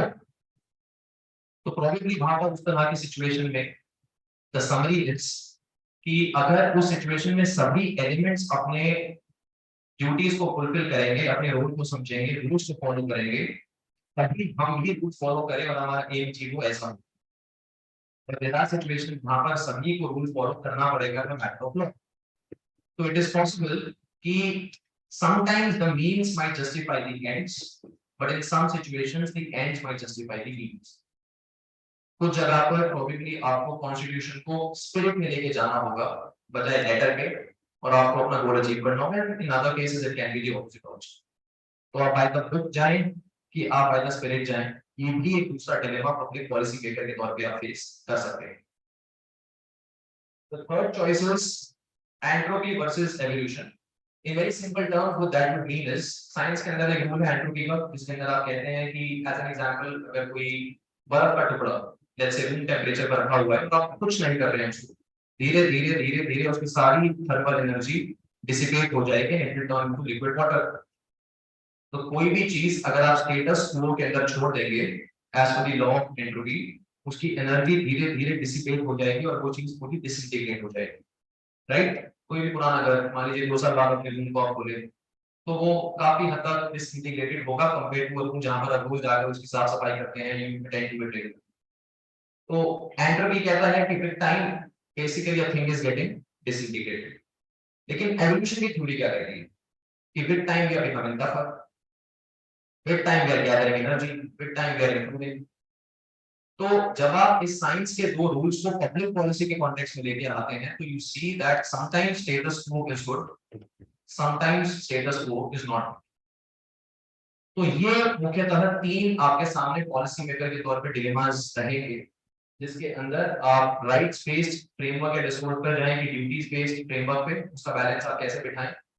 Second is कि आप means justify ends में believe करेंगे कि एंड्स जस्टिफाई मींस में बिलीव करेंगे। And third is the law of entropy versus law of evolution. ये 3 आपको dilemmas बतौर पॉलिसी मेकर फेस होंगे। Next, so this was that, we talked about the conclusion now। इन सब चीजों को देखकर ये समझ में आता है कि पब्लिक पॉलिसी एक हार्ड साइंस है, ऐसा सिर्फ नहीं है, बिकॉज यहाँ पर ह्यूमन बिहेवियर का बहुत बड़ा रोल है। It is also easily an art and not just a science. तो पब्लिक पॉलिसी मैकेनिकल है ऐसा है, इनपुट्स हैं और वही आउटपुट्स रहेंगे। It is an algorithm, no. Sometimes human behaviour can act in very different ways. तो पब्लिक पॉलिसी को सिर्फ साइंस के तौर पर इमेजिन नहीं करना कि फिजिक्स केमिस्ट्री बायो की तरह एक पर्टिकुलर इक्वेशन है, एक पर्टिकुलर चेन रिएक्शन है। It is also an art जहां पर आपको ह्यूमन बिहेवियर को, सब्जेक्टिविटी को कंसीडर करना होगा। एक एग्जांपल मैं आपको देता हूँ। इंडिया के अंदर बहुत सारे म्यूजियम्स हैं, बहुत सारे मेमोरियल्स हैं। हम मान लीजिए आपके सामने एक पब्लिक पॉलिसी का टास्क आता है कि एक पर्टिकुलर डिस्ट्रिक्ट के अंदर बहुत सारे important historical episodes time immemorial से घटे आए हैं। तो आपके सामने टास्क है बतौर एक पब्लिक पॉलिसी मेकर कि आपको एक अच्छे म्यूजियम या मेमोरियल की कल्पना करनी है for that particular episode in that particular district या दैट पर्टिकुलर स्टेट या दैट पर्टिकुलर कंट्री। अब यहाँ पर एक एग्जांपल आ सकता है कि अगर आप बहुत ही साइंटिफिक तरीके से सोचें, आपने जो इंफ्रास्ट्रक्चर का मटेरियल है उसको इकट्ठा किया, आपने जो म्यूजियम के अंदर रखने वाले स्पेसिमेंस हैं उनको इकट्ठा किया, आपने एक टिकट सिस्टम लगाया, आपने operating hours, operating days decide किए और 2 दिन के अंदर, 3 दिन के अंदर जब आपका सब कुछ रेडी हो गया है, कुछ सालों में जब भी रेडी हो गया, आपने उस म्यूजियम को लॉन्च कर दिया। So this is like a very simple, very scientific way of, let's say, constructing and opening up a museum. अब मैं आपको एक दूसरा एग्जांपल बताता हूँ। जब मैं वहां पर हार्वर्ड यूनिवर्सिटी में एमटीटी की पढ़ाई कर रहा था तो कॉलेज की तरफ से हमारा एजुकेशनल ट्रिप हुआ टू इजराइल मार्च 2022 में। तो हम 7 दिनों के लिए इजराइल में गए। जब इजराइल में हमने अपना ट्रिप स्टार्ट किया तो the first city that we went to was capital of Israel which is Jerusalem. Jerusalem के अंदर भी जो हमने पहला वेन्यू या जो पहला साइट सीइंग की जो जगह थी वो चेकआउट करी, वो थी दिस होलोकॉस्ट मेमोरियल, जिसका नाम है याद विषय व्हिच इज होलोकॉस्ट मेमोरियल। उसके अंदर ज्यूज जो वर्ल्ड वॉर II के अंदर प्रोसिक्यूट किए गए थे, जिनको हिंदी में यहूदी कहते हैं, बाय द नाजी रेजिम, उनको लेकर एक मेमोरियल है। दुनिया में शायद 4 या 5 मेमोरियल है जिसमें से इजराइल के जेरूसलम में है। उसके अलावा शायद 1 या 2 अमेरिका में है, एक जर्मनी में है या पोलैंड में है। तो दुनिया में 4-5 जगह पर होलोकॉस्ट मेमोरियल सिचुएटेड है। जो उनका मेन होलोकॉस्ट मेमोरियल है जो 1945 के परसिक्यूशन के बारे में आपको स्टोरी बताता है, वो जेरूसलम में। Now I am just trying to give the contrast कि उनका म्यूजियम को कंस्ट्रक्ट करने के पीछे साइंस और आर्ट दोनों की अप्रोच कैसे की। पूरा जेरूसलम और वहां पर एक पब्लिक पॉलिसी की तरफ से, एक गवर्नमेंट डिपार्टमेंट की तरफ से लॉ है, एक पूरा जेरूसलम, चाहे वो कोई कमर्शियल बिल्डिंग हो जेरूसलम में, या रेजिडेंशियल हो या एजुकेशनल हो या कोई बिल्डिंग हो या सरकारी बिल्डिंग भी हो, वो एक particular type of building material से ही बने और वो येलो कलर का। इसलिए आप आज भी जेरूसलम को अगर फोटोज में या इन पर्सन जाके देखेंगे वो पूरा येलो कलर का जेरूसलम आपको नजर आएगा, क्योंकि वहां का रूल है।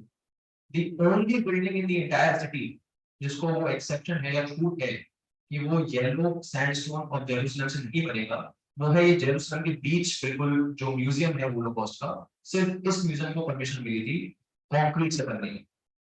तो ये आज भी बिल्डिंग डिले कर रही है। तो जब हमने अपना टूर स्टार्ट किया उस मेमोरियल का, तो रियाज की टूर गाइड की you know why this exception, आपका पूरा शहर कितना सुंदर है, हिस्टोरिकल फील आती है, it's a very beautiful theme city. पूरा येलो सैंडस्टोन का है, तो why this building has been constructed in such like an ugly fashion, grey colour का plain cement concrete type building, उसके अंदर कोई ब्यूटीफुल शेप या कुछ ऐसी नहीं। And the tour guide tells us कि we knew that we are not telling a happy story. हमें पता था कि इस म्यूजियम की खासियत ये है कि हाँ, आपको कोई एंटरटेनमेंट की या कोई हैप्पी या पॉजिटिव स्टोरी नहीं बता रहे हैं, हम आपको परसिक्यूशन की स्टोरी बता रहे हैं। तो we have included that aspect in the way the building has been constructed. We wanted the world to see this ugly building because we are telling you the ugly story. तो ये था पहला example. जैसे ही हम उस museum के अंदर घुसते हैं, उस मेमोरियल के अंदर घुसते हैं, तो वी रियलाइज कि वैसे तो पूरी बिल्डिंग कंक्रीट की है, छत भी, साइड वॉल्स भी, फ्लोर भी, लेकिन जो छत के ऊपर एक बीच का एस्पेक्ट है वो ग्लास का है और वहां से धूप नीचे फर्श पर पड़ती है। तो अगेन वी आस्क्ड कि पूरी बिल्डिंग कंक्रीट की है, आपने अभी बताया कि वो अगली इसलिए है क्योंकि आप एक अगली इंसिडेंट या मेमोरी को लोगों के आगे रख रहे हैं। Then why this outlet for sunlight, आपने छत पर वो ग्लास का एक जो विंग है वो क्यों छोड़ा हुआ है। And then they say that while constructing the museum we realise कि जब धूप का स्रोत यहाँ पर हम छोड़ेंगे और धूप फ्लोर पर आएगी, we want people to remember that the Holocaust or the persecution of Jews happened in broad daylight.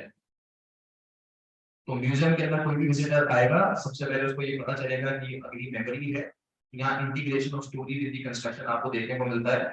दूसरा, मेमोरियल के अंदर पैर रखते ही आपको रियलाइज होगा कि वहां पर कुछ हिस्सों पर धूप लगातार होती रहती है, जिसका रास्ता ये है कि आपको ये याद कराया जा रहा है this happened in broad daylight and no one helped us. So again इस एस्पेक्ट को भी हिस्ट्री से उन्होंने इंटीग्रेट करके म्यूजियम की कंस्ट्रक्शन में डाला है। और वहां पर आप जैसे जैसे डिफरेंट रूम्स में मेमोरियल में जाते हैं, from 1 to 2 to 3 to 4, room का साइज छोटा होता है, अल्टीमेटली इतनी कम जगह हो जाती है कि अगर आप 10 लोग या 20 लोग साथ में खड़े हैं तो आपस में आपके एल्बोस टच होंगे ही होंगे, शोल्डर्स टच होंगे ही होंगे। अगेन द rationale की that was a typical journey of a Jewish victim in the Nazi regime in Germany. तो कहने का मतलब कि इस म्यूजियम को कंस्ट्रक्ट करते हुए they have completely integrated the science part of it and the art part of it, and ultimately it's a government memorial, it's a government constructed, government managed, government run, government controlled. तो it is very much a public policy action. तो किसी भी level पर public policy will always have to be scientific, it will also have to be behavioural in nature, उसके अंदर art का scope भी आपको छोड़ना होगा। तो पब्लिक पॉलिसी को प्रैक्टिस करना is as much scientific as much as it is artistic. इसके बाद जो लास्ट पॉइंट है पब्लिक पॉलिसी जुड़ा हुआ वो ये है कि जो 5 पॉइंट्स हमने पब्लिक पॉलिसी के देखे कि political, administrative, technical, financial, social level पर आपकी पब्लिक पॉलिसी को सारे बॉक्सेस पर टिक करना है, उसमें से अगर आप पर्टिकुलरली पॉलिटिकल एस्पेक्ट पे ध्यान दें, क्योंकि इट इज पॉसिबल कि because of political reasons the public policy action might fail, वो क्या है कि दुनिया के अंदर पॉलिटिक्स के अंदर लगभग 3 तरह की लैंग्वेजेस चलती हैं। One is let's say the conservative politics, other is progressive politics, and the third can be libertarian politics. अब इसके बारे में थोड़ा एक बार डेप्थ में जाते हैं और पब्लिक पॉलिसी से रेलेवेंस देखकर लेक्चर को बंद करते हैं। जो कंजर्वेटिव लैंग्वेज है पॉलिटिक्स की, उनका दुनिया को देखने का नजरिया है कि दुनिया में एक होती है सिविलाइजेशन और एक होती है लैक ऑफ सिविलाइजेशन। जो पब्लिक पॉलिसी एक्शंस सिविलाइजेशन की तरफ जाएंगे, सिविलाइजेशन गोल्स को अचीव करेंगे, हम उनके साथ हैं, और जो बार्बरिज्म की तरफ जाएंगे और हमें अपनी सिविलाइजेशन से दूर ले जाएंगे, हम उनको सपोर्ट नहीं करेंगे। ये तो हो गया conservative view of the world. ये थोड़ा ओवर सिंप्लीफाई लग रहा है आपको, इसके अंदर और नुआंस और डिटेल्स भी हैं, लेकिन अगर उसको समराइज करना हो तो कंजर्वेटिव दुनिया को इन 2 भागों में बांटते हैं। When we talk about the progressives, progressives ये सोचते हैं कि दुनिया के अंदर 2 तरह के जो लोग हैं, उसमें एक ग्रुप है ऑप्रेस्ड लोगों का, जो पीड़ित हैं, जो विक्टिम्स हैं, और एक है ऑप्रेसर। तो लेट्स से कार्ल मार्क्स की बुक, कार्ल मार्क्स का विजन ऑफ द वर्ल्ड, जिसके अंदर एक फॉरएवर ऑप्रेस्ड कैटेगरी होगी व्हिच इज द प्रोलेटेरिएट, जो लेबर है, और एक हो गए फॉरएवर ऑप्रेसर्स, जो कैपिटल ओनिंग बिजनेसमैन, जो बर्जुआ हैं, जो फाइनेंशियल रिसोर्सेज को ओन करते हैं। तो जो progressive view of the world है, उसके अंदर हमेशा एक ऑपरेस्ड होगा और हमेशा एक ऑप्रेसर। तो कोई भी एक्शन जो माइनॉरिटीज का ख्याल रखेगा वो सपोर्ट करेंगे, जो मेजॉरिटी को हेल्प करने की कोशिश करेगा उसको वो अपोज करेंगे। This is the progressive view of the world. The third lens is that of a libertarian. जिसके तहत किसी भी तरह का गवर्नमेंट इंटरवेंशन उनको पसंद नहीं है। तो उनका दुनिया को दो भागों में जो बांटने का फ्रेमवर्क है, that is liberty versus coercion, कि हमें कुछ भी करने की कंप्लीट आजादी है तो हम उस एक्शन को सपोर्ट करेंगे। अगर ऑन द अदर हल्का सा भी गवर्नमेंट की तरफ से हम पे प्रेशर या सर्वेलेंस या प्रिवेसी का उल्लंघन होगा, हम उसको सपोर्ट नहीं करेंगे। अब आप अगर पॉलिसी मेकर इन तीनों लैंग्वेजेस ऑफ पॉलिटिक्स को नेविगेट करते हैं, तो आपको ये भी इंश्योर करना होगा कि जो पब्लिक पॉलिसी का एक्शन आप लेके आए, जाहिर सी बात है कि उससे विनर्स और लूजर्स तो क्रिएट होंगे। कुछ को वो पॉलिसी ज्यादा सपोर्टिव लगेगी, कुछ उसको अपोज भी करेंगे। तो वो सेगमेंट ऑफ सोसाइटी जो उस पब्लिक पॉलिसी को अपोज करे, हाउ डू यू इंश्योर कि जो पब्लिक पॉलिसी का इंटेंट है वो कम से कम एग्जीक्यूट हो जाए, and you make it a win win for everyone, या if not a win win आप उसको मैनेज कैसे करें। एग्जांपल के तौर पे टैक्सेस, आप जैसे ही टैक्सेस को बढ़ाने जाते हैं, चाहे वो स्टेट टैक्स हो, इनकम टैक्स हो, जीएसटी हो, या पहले के जमाने का वैट हो, या इनकम टैक्स का एग्जांपल लेते हैं, दैट इज सिंपल। अगर हम इनकम टैक्स को इंक्रीज करेंगे तो एक कंजर्वेटिव क्या बोलेगा, कंजर्वेटिव बोलेगा कि ठीक है, अगर जो जितना हार्ड वर्क कर रहा है उसके हिसाब से अगर आप उस पर टैक्सेस लगा रहे हैं और ये हमारे civilisational ethos of hard work को आगे बढ़ाता है, तो वी आर सपोर्टेड। लेकिन अगर ये टैक्सेस का सिस्टम किसी को खैरात बांट रहा है, हमें लगता है कि हमारा civilisation value of hard work यहाँ पर अचीव नहीं हो रहा, तो we oppose the system of taxes. How will a progressive view, progressive की नजर में दुनिया में ऑपरेस और ऑपरेसर, तो वो कहेगा कि अगर ये टैक्सेस हेल्प करते हैं ऑपरेस कैटेगरी को, तो हम इसको सपोर्ट करेंगे। अगर ऑपरेसर को हेल्प करता है, which is let's say reducing income tax for the top market players in the country, तो उसको अपोज करेंगे। लिबर्टेरियन कैसे देखेंगे, लिबर्टेरियन किसी भी तरह के गवर्नमेंट इंटरवेंशन के क्योंकि अगेंस्ट होता है, तो अकॉर्डिंग टू हिम और हर, क्योंकि टैक्सेस गवर्नमेंट बढ़ा रही है, गवर्नमेंट अपने रोल को in your economic life, financial life बढ़ा रही है, they will oppose, otherwise they will support. Another example can be farm protests or the farm laws.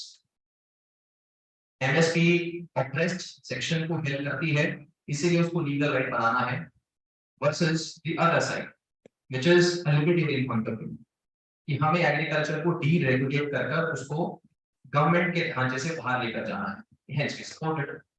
Another can be reservation, another topic can be legalization, ये marriage could be any public policy action. आप किसी भी public policy action को, चाहे वो past में हो चाहे फ्यूचर में कोई नया पब्लिक पॉलिसी एक्शन लेके आ रहे हो, you will have to navigate these three languages of politics, जिसमें पहला है कंजर्वेटिव, दूसरा है लिबर्टेरियन, तीसरा है progressive. To summarize, conservative view of the world is civilization versus barbarism. Libertarian view of the world is government intervention versus no intervention, या फिर freedom versus freedom. And the progressive view of the world is oppress versus oppressor. और आप इन तीनों different kinds of languages को कैसे navigate करके अपनी public policy को सक्सेसफुल बनाएंगे, that is the last point, and with this I will put this to rest. Thank you so much, and I think the next round is of questions and answers, so happy to engage in a dialogue if you have any concept any questions.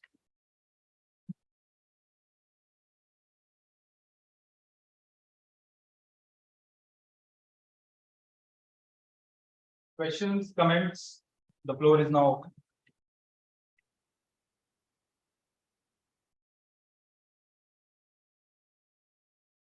If not a question, any experience that you want to share, क्योंकि आप सभी लोग इस institute में काम करते आए हैं, there are multiple project ideas you have worked upon, आप सबकी अपनी expertise भी होगी, anything from that experience over here that you want to share in addition to a question you have got. Mentioned rights and duty. वो एक तरीका और right implies duty. मेरा राइट है कि अगर मैं 18 साल से ऊपर हूँ, मेरे पास लाइसेंस है और गाड़ी चला सकता हूँ, बट ड्यूटी भी है मुझे ट्रैफिक रूल फॉलो करो, उसके बारे में तो आप राइट इम्प्लाइज ड्यूटी। तो राइट्स वर्सेस ड्यूटी आपस में एक्चुअली उतना म्यूचुअली एक्सक्लूसिव नहीं है, आपको किसी भी पब्लिक पॉलिसी के अंदर उस तरह के इंसेंटिव्स डालने होंगे कि उसका बैलेंस स्ट्राइक हो पाए, क्योंकि मेरी ड्यूटी है ट्रैफिक वायलेशन में ना एंगेज करना, इसलिए क्योंकि in my fulfilment of duty someone's right to life is getting protected on the road, इसीलिए मेरा ड्यूटी फुलफिल करना उस सिचुएशन में इंपॉर्टेंट है। तो पब्लिक पॉलिसी के पूरे डोमेन में उस पॉइंट का कहने का मतलब था कि आपको इन राइट्स वर्सेस ड्यूटीज या वर्सेस नहीं कहेंगे, राइट्स एंड ड्यूटीज के पूरे फ्रेमवर्क को अच्छे से बैलेंस टाइप करते हुए नेविगेट करना। तो अगर आप राइट्स और बैलेंस का राइट्स और ड्यूटीज का बैलेंस नहीं बिठाएंगे, या मान लीजिए आप 100% राइट्स की तरफ जाते हैं, तो राइट्स अचीव कैसे होंगे when someone is not engaging in fulfilling the duty? या फिर अगर आप 100% ड्यूटीज की तरफ जाते हैं, हाउ कैन यू एनफोर्स? क्योंकि राइट्स को एनफोर्स करना बहुत आसान है, ड्यूटीज को एग्जैक्टली मैप करके एनफोर्स करना बहुत मुश्किल है। As an example, how can we enforce our parents to be good parents, या they can enforce us to be good children? वो ड्यूटी को एनफोर्स करना राइट्स के मुकाबले हमेशा रिलेटिवली ज्यादा मुश्किल होता है। So you would have to strike a balance.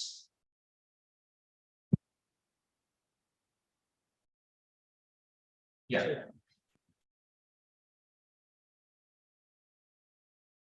नमस्ते सर, मैं आयुष। सर आप कहते हैं कि किसी में संस्कृति का ध्यान रखना है, तो थोड़ा सा शायद आगे आना पड़ेगा आपको कनेक्टिविटी के लिए। एक बार दोबारा रिपीट कीजिए, पब्लिक पॉलिसी किस चीज का ध्यान रखना है? अभी आप बता रहे हैं कि पब्लिक पॉलिसी में संस्कृति का ध्यान रखना चाहिए, संस्कृति आधार पर पब्लिक पॉलिसी बनाना चाहिए। तो भारत के स्तर पर अगर हम पब्लिक पॉलिसी बनाते हैं तो भारत में अनेक संस्कृतियां हैं, तो उसमें कैसे ला सकते हैं या देखते हैं? देखो, उसके अंदर डिपेंड करेगा कि आप पब्लिक पॉलिसी के किस टॉपिक के बारे में बात करते हैं। For example, it could be health education, it could be national territorial integrity, it could be something related to defence also. तो एक एग्जांपल के तौर पे बताइए कि आप नेशनल फ्रेमवर्क में पब्लिक पॉलिसी के किस सब डिवीजन के बारे में बात करना चाहते हो? जैसे जैसे अभी सरकार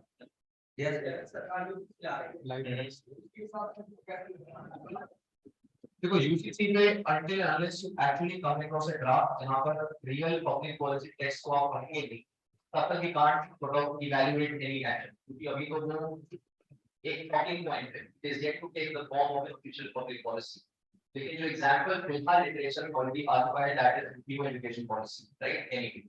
उसके अंदर it has been on the point that I'm trying to bring over here, it has been made slightly more flexible enough कि जो नेशनल डाइवर्सिटी है वो अकोमोडेट हो जाए। कैसे? अगर मैं कहता हूँ कि इंडिया के अंदर सभी को हिंदी सीखनी है और इंग्लिश सीखनी है, तो हिंदी वाले एस्पेक्ट में हमें पता है कि can be easily political linguistic controversy की हर जगह हिंदी मदर टंग है, ऐसा नहीं। इंग्लिश भी हर जगह मदर टंग है, ऐसा नहीं है, लेकिन आई वुड से कि ऑलमोस्ट हर जगह के अंदर इंग्लिश के स्पीकर्स यूनिफॉर्मली बटेंगे। लेकिन हिंदी के अंदर एक और स्कोप है जहां पर आप अपनी लोकल मदर टंग को भी सीखें, ऐसा स्कूल का प्रयास करें।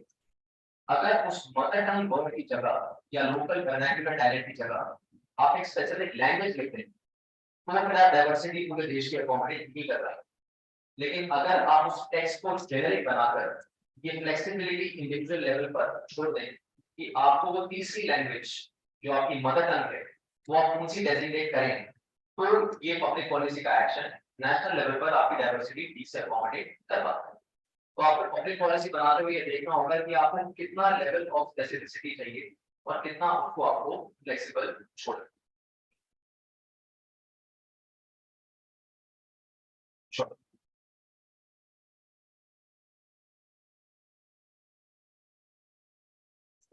Thank you for a great lecture.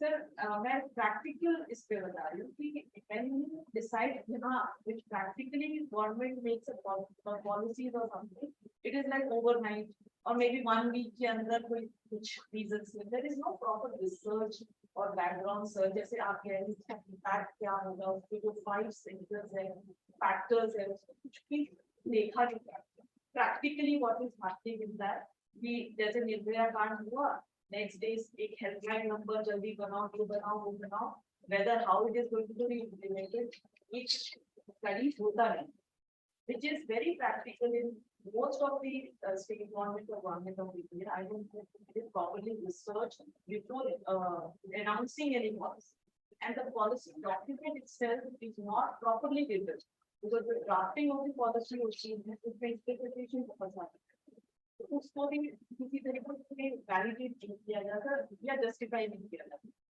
तो उस मतलब उसके लिए क्या किया जा सकता है? Do you suggest something like the government should have a department which is engaged in a public policy, and whether irrespective of the sectors, क्योंकि अब क्या है, if industries department maybe they are not scientifically knowing about public policy, but they are drafting about based on some of the other तीन लोग बैठ जाते हैं तो वो policy मतलब practically यही इस पे what is your take on it? देखो, what I'll say is कि when you talk about the structure of the institutions in our country, on paper the structure is there. So ऐसा नहीं है कि गवर्नमेंट के पास वो on paper research backing नहीं है. जैसे आप गवर्नमेंट ऑफ इंडिया लेवल पर देखें तो you have नीति आयोग, आपके पास पहले प्लानिंग कमीशन था, आज आपके पास नीति आयोग है. आपके पास इन्वेस्टमेंट लाने के लिए इन्वेस्ट किया है, स्टार्टअप पर काम करने के लिए स्टार्टअप इंडिया है, बट उसको आप हटा दीजिए, तो एक गवर्नमेंट सेमी पीएसयू के तौर पर मैनेज हो गया. लेकिन that takes time for a research to come and make a policy. Yeah, policy overnight बनती है, हफ्ते 10 दिन में बन जाती है.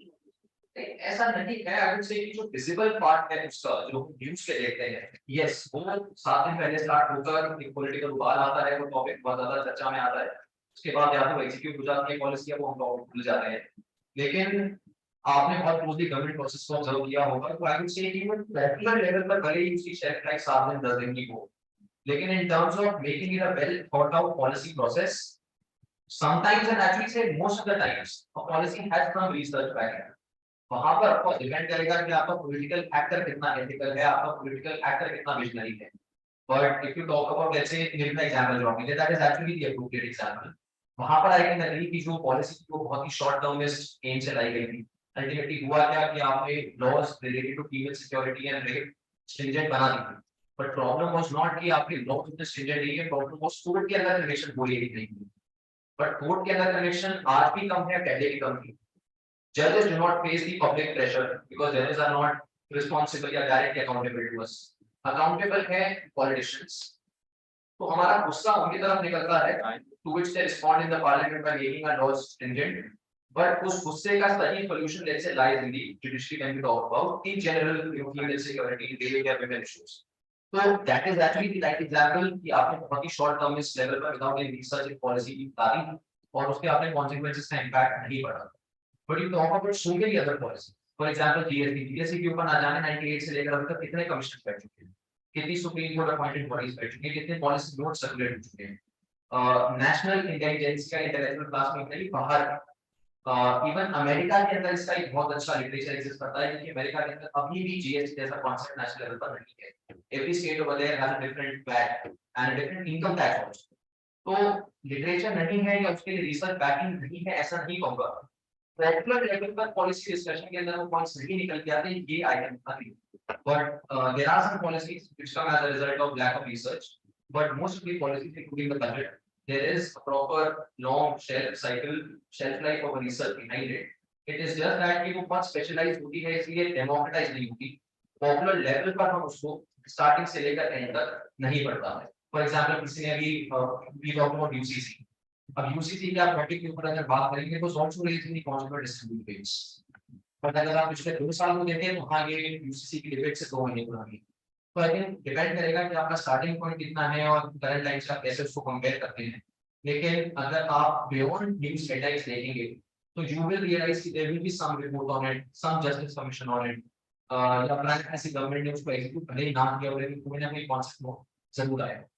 तो जैसे 1991 का एक फाइनेंशियल रिफॉर्म्स बहुत पॉपुलर लेवल पर हमें पता है. If you actually go beyond the surface, you will realize कि it was not for the first time under PM Narasimha Rao that those economic reforms were imagined. कुछ हद तक राजीव गांधी जी के समय भी होने के हल्के शुरू हो गए थे, और चंद्रशेखर जी पीएमशिप के अंदर उसको बहुत ज्यादा आगे लेके जाने का काम यशवंत सिन्हा ने बहुत रिप्लाई किया, बहुत मिनिस्टर ने किया. And sometimes what happens is by the time you want to execute something, there are many things, and therefore उसका starting point different तरीके से calibrate होता है.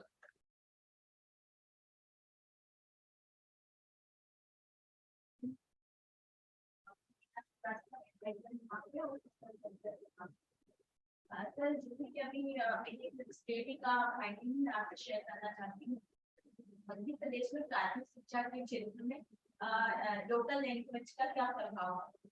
तो जो पहली स्टडी की फाइंडिंग्स क्या है कि जो जैसे जितना एक बड़वानी डिस्ट्रिक्ट है एमपी का, तो वहाँ पे जैसे बारी भाषा ज्यादा हो रही है, तो वहाँ पे बच्चों का मानना है कि हमको पढ़ाया चाहिए, बट उनकी जो पेरेंट्स है वो नहीं चाह रही.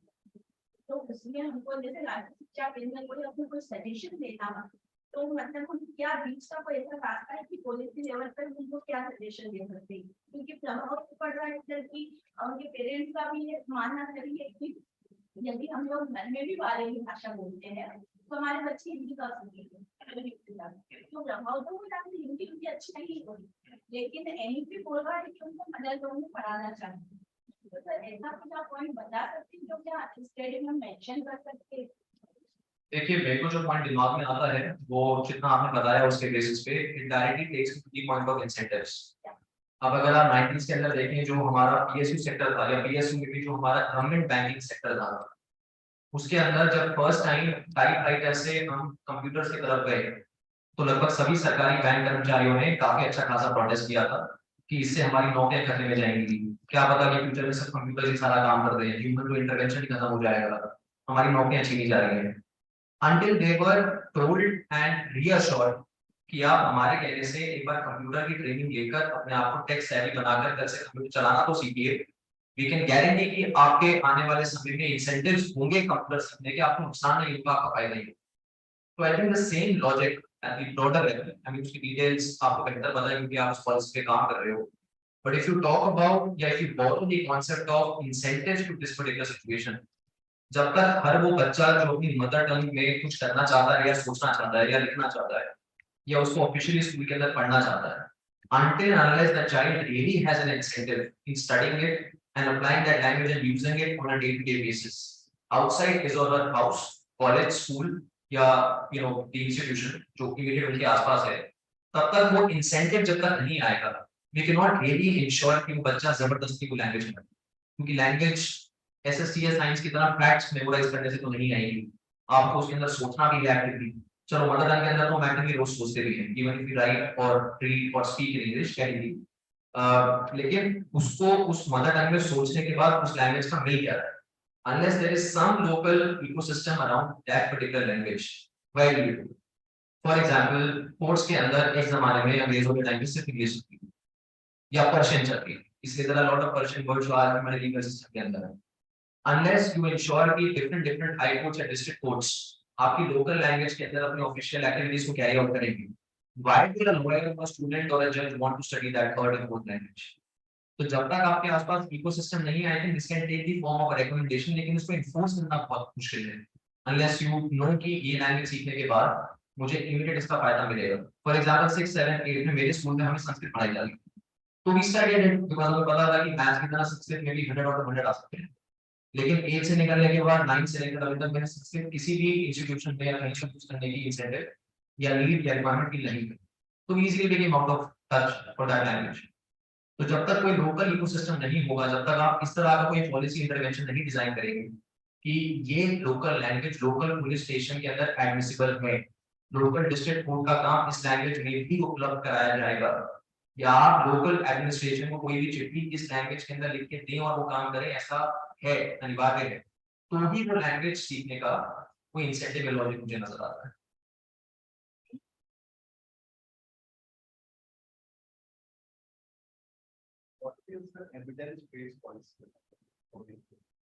So evidence based policy making is कि जब आप पॉलिसी बना रहे हैं, आप डिफरेंट तरह के बिहेवियर्स या जैसे अभी हमने लैंग्वेज के बारे में बात करी, अगर मैं हवा में बोल दूं कि आपने आसपास के पुलिस स्टेशन के अंदर ऐसा रूल बनाना है कि इस लैंग्वेज को भी एडमिट किया जाएगा, but do you actually have evidence कि उसको वो करने के बाद this will lead to success? Have you done some pilot project in the area? Probably. So once you do it, you will gather some evidence कि जो मैं policy intervention आपको डिजाइन करने में या जो एडवाइस कर रहा हूँ, इट विल वर्क और नॉट। तो पॉलिसी इंप्लीमेंट करने से पहले, डिवाइस करने से पहले हमने किस तरह का एविडेंस इकट्ठा किया है कि this will work, and therefore you will notice कि जब भी गवर्नमेंट कोई पॉलिसी निकालती है उसमें से काफी बार उससे पहले कॉन्सेप्ट नोट के अंदर there is some pilot which is cited कि हमने ये महसूस किया या हमने ये पायलट प्रोजेक्ट रन किया, उससे ये नंबर्स हमारे पास आए, उससे ये शिकायतें हमारे पास आई, and hence we are coming up with this particular intervention. जैसे सुप्रीम कोर्ट की एक कमेटी बनी once farm laws were build कि इंडिया के अंदर वाकई में कितने स्टेट्स के farmers were negatively affected by the farm laws and positively affected by the farm laws. Let's say अगर फार्म लॉज को इंट्रोड्यूस करते हुए वो जो फाइंडिंग थी एविडेंस की, उसको एग्जीक्यूट करने से पहले, फार्म लॉज को इंट्रोड्यूस करने से पहले पॉपुलराइज किया जाता था। तो एविडेंस हमारे दिमाग में पहले घुसता, उसके बाद वो पॉलिसी आइडियाज हमारे दिमाग में आते, तो maybe at the popular level you would have been more receptive to the policy. तो एविडेंस बेस्ड पॉलिसी मेकिंग का मतलब है कि at every stage of policy making, जहां पर आप ऑप्शंस करेक्ट कर रहे हो, फिर सिलेक्ट कर रहे हो, इवैल्यूएट कर रहे हो, ए चूज करके इंप्लीमेंट कर रहे हो, at every stage you have to have some quantifiable data backed evidence.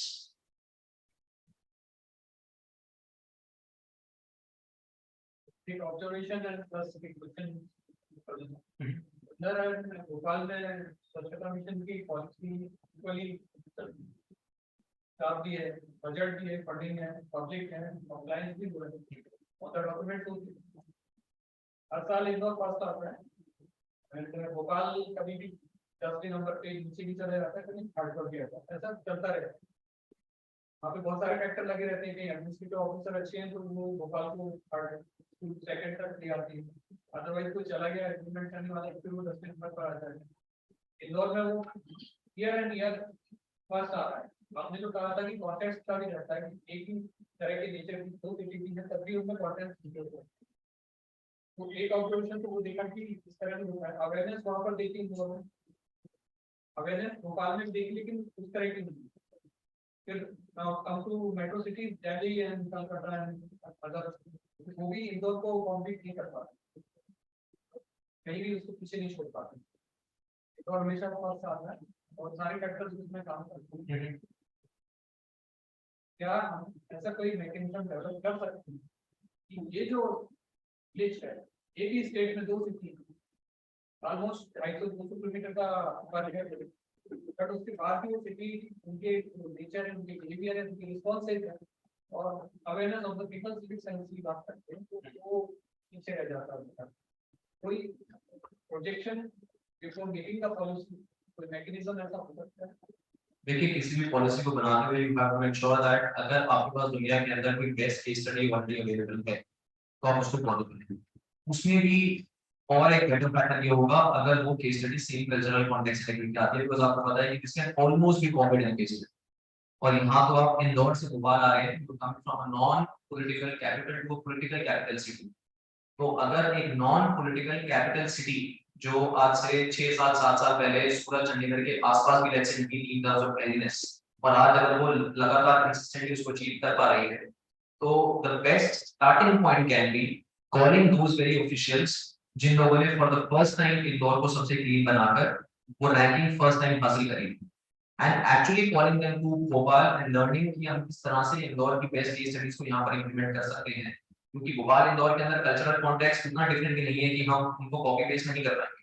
Same राज्य में 200 किलोमीटर के अंदर कल्चर बहुत ज्यादा चेंज हो गया है कि स्टेट में ऐसा नहीं मालूम पड़ता। तो आप बहुत इजीली स्टार्ट विद और उसके आगे देखना पड़ेगा इस स्टेप से आपकी क्या डायरेक्शन निकल के आती है। A good starting point can be why not collect the best practices and tools that they had executed in Indore, the first thing जिन्होंने इंदौर को क्लीन बनाया। अब तो क्या है कि उनके पास बेनिफिट ऑफ हाइंडसाइट है, प्रेसिडेंट सेट हो चुका है, तो आप उसको करना सकते। लेकिन जब वो गंदी थी एज अ सिटी, गंदगी थी और वो गंदगी से साफ की तरफ गए, how can we actually call that team to Bhopal, learn from their experience and see कि हमें initial steps क्या लेने हैं, and then उसके बाद we can take a direction of its own. So I think to start with calling the Indore team over here या engaging in some kind of a joint pilot जहाँ पर इंदौर का model export हो different जगह पर, that can be a good starting point. एक और factor है, जब भोपाल से कोई कमिश्नर यहाँ मनीष सिंह देन वो ट्रांसफर हुए इंदौर और उनके टाइम से फर्स्ट आना शुरू हुआ। देन उसके बाद इंदौर से वो ट्रांसफर होकर भोपाल आए, लेकिन दूसरे डिपार्टमेंट तो यहीं पर वो चीज इम्प्लीमेंट नहीं हो पाया यहाँ पर इम्प्लीमेंट। व्हाट आई ऑब्जर्व की सिविल सेंस बहुत हाई लेवल पर है। अगर किसी के जेब से कोई रुमाल लिखा है टाटा में जाता दूसरा उठा के कंपनी में डाल देता, वो आवाज लगाने के लिए टाइम वेस्ट नहीं करता। मतलब even if you check out different cities in the country, तो एक ही शहर के अंदर अगर आप cantonment एरिया देखें वर्सेस नॉन cantonment एरिया देखें, ये तो दो डिफरेंट शहर होंगे। मैं कह रहा हूँ अगर आप एक शहर के अंदर भी farming area versus non arming area देखेंगे तो सफाई के लेवल में जमीन आसमान का फर्क दिख जाएगा। ऐसा तो नहीं है कि army suppose to clean the area, army का तो पर्पस कुछ और है। तो डेफिनेटली मतलब व्हाट हैपेंस इज कि कल्चरल फैक्टर्स सेम होने के बावजूद there are some daily tasks and actions that when every stakeholder in the system executes, तो एक अच्छा मॉडल तैयार हो जाता है। एक बार आपने वो क्रिटिकल थ्रेशोल्ड क्रॉस कर लिया, उसके बाद तो आपके पास एग्जाम्पल है। फॉर एग्जाम्पल चंडीगढ़ है, चंडीगढ़ बहुत साफ है, यस। वो निरंतर बहुत साफ रहा है, यस। इसलिए वहां पर जब इतने सालों की बेस्ट प्रैक्टिसेस की एक्यूमुलेटेड नॉलेज और हिस्ट्री है, तो अब उसको गंदा करने के पीछे डिसइंसेंटिव ज्यादा है, उसको साफ रखने का इंसेंटिव और भी ज्यादा है। तो उस तरीके से आपके बिहेवियरल प्रोसेस रन होंगे। बट हाँ, इंदौर के अंदर क्योंकि भोपाल की ही मान लीजिए कि कमिश्नर गए and he was able to deliver for them, तो that tells you कि apart from him या her there were lot of other factors in the system जिन्होंने बहुत अच्छे से कंट्रीब्यूट किया। और यहाँ पर सिविक अथॉरिटीज जो है म्युनिसिपल लेवल पर, वो बहुत इंपॉर्टेंट है। इंडिया के अंदर मैक्सिमम सिटीज में mayor is not as powerful as the chief minister is for the state. तो रूरल एरियाज के अंदर हमारा third tier of governance establish हो चुका है 73rd 74th अमेंडमेंट के तहत। But the equivalent example in urban areas is not as strong. As an example, जब 9/11 का अटैक अमेरिका के अंदर हुआ था, तो न्यूयॉर्क सिटी में जब वो अटैक हुआ, the first person to respond with police, helicopters and ambulance and fire fighters was the mayor of the city and not chief minister of the government of New York city. तो जब तक urban level पर आपकी third tier of governance well establish नहीं होगी, तब तक आपके पास कोई लॉन्ग टर्म सस्टेनेबल मॉडल नहीं है उसको हर शहर के अंदर रेप्लिकेट करने का। वो बहुत ही एड हॉक बेसिस पे होगा। 100 में से 10 शहर साफ हो जाएंगे, नंबर नहीं लेंगे, तो वो फैलेगा नहीं direct. Thank you so much. It was like a pleasure meeting with all of you, and I wish you all the best for the public policy tasks and projects that you will engage in the future. Thank you. Thank you, Dipanshu, for this enlightening presentation and engaging discussion. I would like to invite Ashok Saxena ji to the dais for summarizing the key takeaways and for the vote of thanks.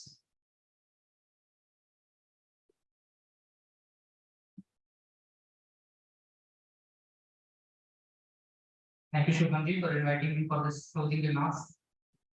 जैसा कि दीपांशु जी ने बहुत अच्छे तरह से, बहुत खूबसूरती से और सरल भाषा में हमको समझाया पब्लिक पॉलिसी क्या है। मेरे ख्याल से हमारे जो जनसेवा मित्र जुड़े हुए हैं, वो जो भी रोज काम करते हैं अपना, उसमें पब्लिक पॉलिसी किस तरह से उनके कामों से प्रभावित हो सकती है, वो चीज समझ पाए हैं। जैसे कि आपने बताया कि एक अच्छी पब्लिक पॉलिसी के लिए उसको सोशली डिजायरेबल होना चाहिए, पॉलिटिकली डुएबल होना चाहिए, फाइनेंशियली वायबल होना चाहिए, टेक्निकली साउंड होना चाहिए और एडमिनिस्ट्रेटिवली एग्जीक्यूटिबल होना चाहिए, बेसिकली इम्प्लीमेंटेबल होना चाहिए। तो वो बहुत ज्यादा जरूरी है। क्योंकि हमारे जनसेवा में जुड़े हुए हैं लाइफ हमारे से, तो उनसे रिलेटेड मैं कुछ बताना चाहूंगा। जैसे आपने बताया कि एक उदाहरण के तौर पे बताया चिड़िया का कि इशू ये था कि वो सारा अनाज नष्ट कर रही थी, सॉल्यूशन ये लाया गया कि चिड़ियाओं को खत्म कर दिया जाए, बट रिजल्ट वो निकला नहीं और ज्यादा नुकसान हुआ। तो इसी तरह से इससे एग्जांपल से हमें शायद ये भी समझने को मिलता है कि फील्ड रियलिटी या प्रोसेस को समझना बहुत ज्यादा जरूरी है जबकि हम पब्लिक पॉलिसी डिजाइन करते हैं। इसका एक बहुत अच्छा उदाहरण ये ले सकते हैं कि जैसे जन सेवा मित्र अभी हमारी लाडली बहन योजना इम्प्लीमेंटेशन में काम कर रहे थे, तो वहां से फील्ड से जो इशू इंसाइट्स आ रहे थे, फील्ड से डिमांड आ रहा था कि साहब अभी आप 23 से 60 साल की महिलाओं को कंसिडर कर रहे हैं इसमें, लेकिन इसमें और महिलाओं को भी ऐड होना चाहिए। तो वहां से डिमांड आई, तो डिमांड को सरकार ने एक्नॉलेज किया, कंसीडर किया और फिर उस एज लिमिट को बढ़ा करके 21 to 23 भी कंसीडर किया। तो फील्ड इनसाइट्स बेसिकली रियलिटी को समझना बहुत ज्यादा जरूरी है। एक दूसरा जो आपने बताया कि प्रोएक्टिव अप्रोच भी बहुत ज्यादा जरूरी है पब्लिक पॉलिसी में, कि कोई भी समस्या अगर शुरू हो रही है तो तभी अगर उसको ऐड कर दिया जाए तो वो समस्या बड़ी नहीं होगी। इसीलिए आपने जो पॉलिसी का बेसिकली किया ब्रैकेट विंडो पॉलिसी, कि उसी से अगर हम रिलेट करें कि समस्या जब शुरू हो रही तभी ऐड कर दिया जाए तो बहुत अच्छा होगा, तो समस्या बढ़ेगी नहीं। मध्य प्रदेश सरकार को उसमें एक एग्जाम्पल अगर दिया जाए तो लाडली लक्ष्मी योजना हम सबने सुना होगा। 2007 की बात है, जबकि महिलाओं की संख्या बहुत कम हुआ करती थी पुरुषों से मध्य प्रदेश में, तो सरकार को नीड उस समय लगी कि ऐसी कोई पॉलिसी लानी चाहिए, इंसेंटिवाइज करना चाहिए फीमेल वर्ग को। तो लाडली लक्ष्मी योजना लाई गई और अभी एज रिजल्ट जो है वो रेशियो काफी इंप्रूव हुआ है। तो बेसिकली वो चीज कंसिडर करना जरूरी है, इनिशियली प्रोएक्टिवली अप्रोच करना बहुत ज्यादा जरूरी है। इसी के साथ जो आपने बताया कि नेशन या राज्य या राष्ट्र जो है ग्रो करते हैं अगर अच्छी पब्लिक पॉलिसी होती है, पॉलिसी का होना जरूरी है। और उसी को उदाहरण के तौर पर हम देख सकते हैं कि जो मध्य प्रदेश जहाँ पर ये सेशन हो रहा है, ये पहले बीमारू राज्य कहलाता था और आज विकसित राज्यों की गिनती में आ रहा है। या फिर देश की अगर बात करें तो 2012 जैसे हमने पिक्चर में देखा, उसमें उस समय क्या हालत थी और आज हम देश की सबसे बड़ी अर्थव्यवस्था की होड़ में लगे हुए हैं। तो अच्छी पब्लिक पॉलिसी का रिजल्ट ये होता है। इसी के साथ मैं आपका बहुत बहुत धन्यवाद करना चाहूंगा सर कि आपने बहुत सरल शब्दों में हमारे जनसेवा मित्रों को, हमारे प्रतिभागियों को पब्लिक पॉलिसी समझाई। और ये बिल्कुल हमारे जनसेवा मित्रों को, प्रतिभागियों को मदद करेगा कि पब्लिक पॉलिसी अपने जो भी काम करते हैं उसकी। और साथ ही साथ सारे पार्टिसिपेंट को थैंक करना चाहूंगा क्योंकि आप अपने अपने कामों में बिजी थे, वहां से समय निकाल के, बहुमूल्य समय निकाल के ये सेशन आपने अटेंड किया। ऑर्गेनाइजिंग टीम को मैं थैंक यू बोलना चाहूंगा कि आपके एफर्ट्स के बगैर ये संभव था ही नहीं। तो आपको भी थैंक यू। खासतौर पे हमारे सारे जनसेवा मित्र जो अपने अपने पंचायतों से, अपने अपने जिलों से जुड़े हुए हैं, उनको बहुत बहुत धन्यवाद, क्योंकि हमें पता है कि आपको बहुत सारे टास्क दिए गए हैं, फिर भी आप वहां से समय निकाल के ये सेशन अटेंड कर पाए और सीखने के लिए आए, इसलिए बहुत धन्यवाद। आपका यही प्रेजेंस और उपस्थिति ही हमें मोटिवेट या प्रेरित करती है कि इस तरह के जो नॉलेजेबल सेशंस हैं हम समय समय पर ऑर्गेनाइज कर पाए। और थैंक यू सभी को बहुत बहुत thank you Dipankar sir for this session. Thank you. Thank you everyone for being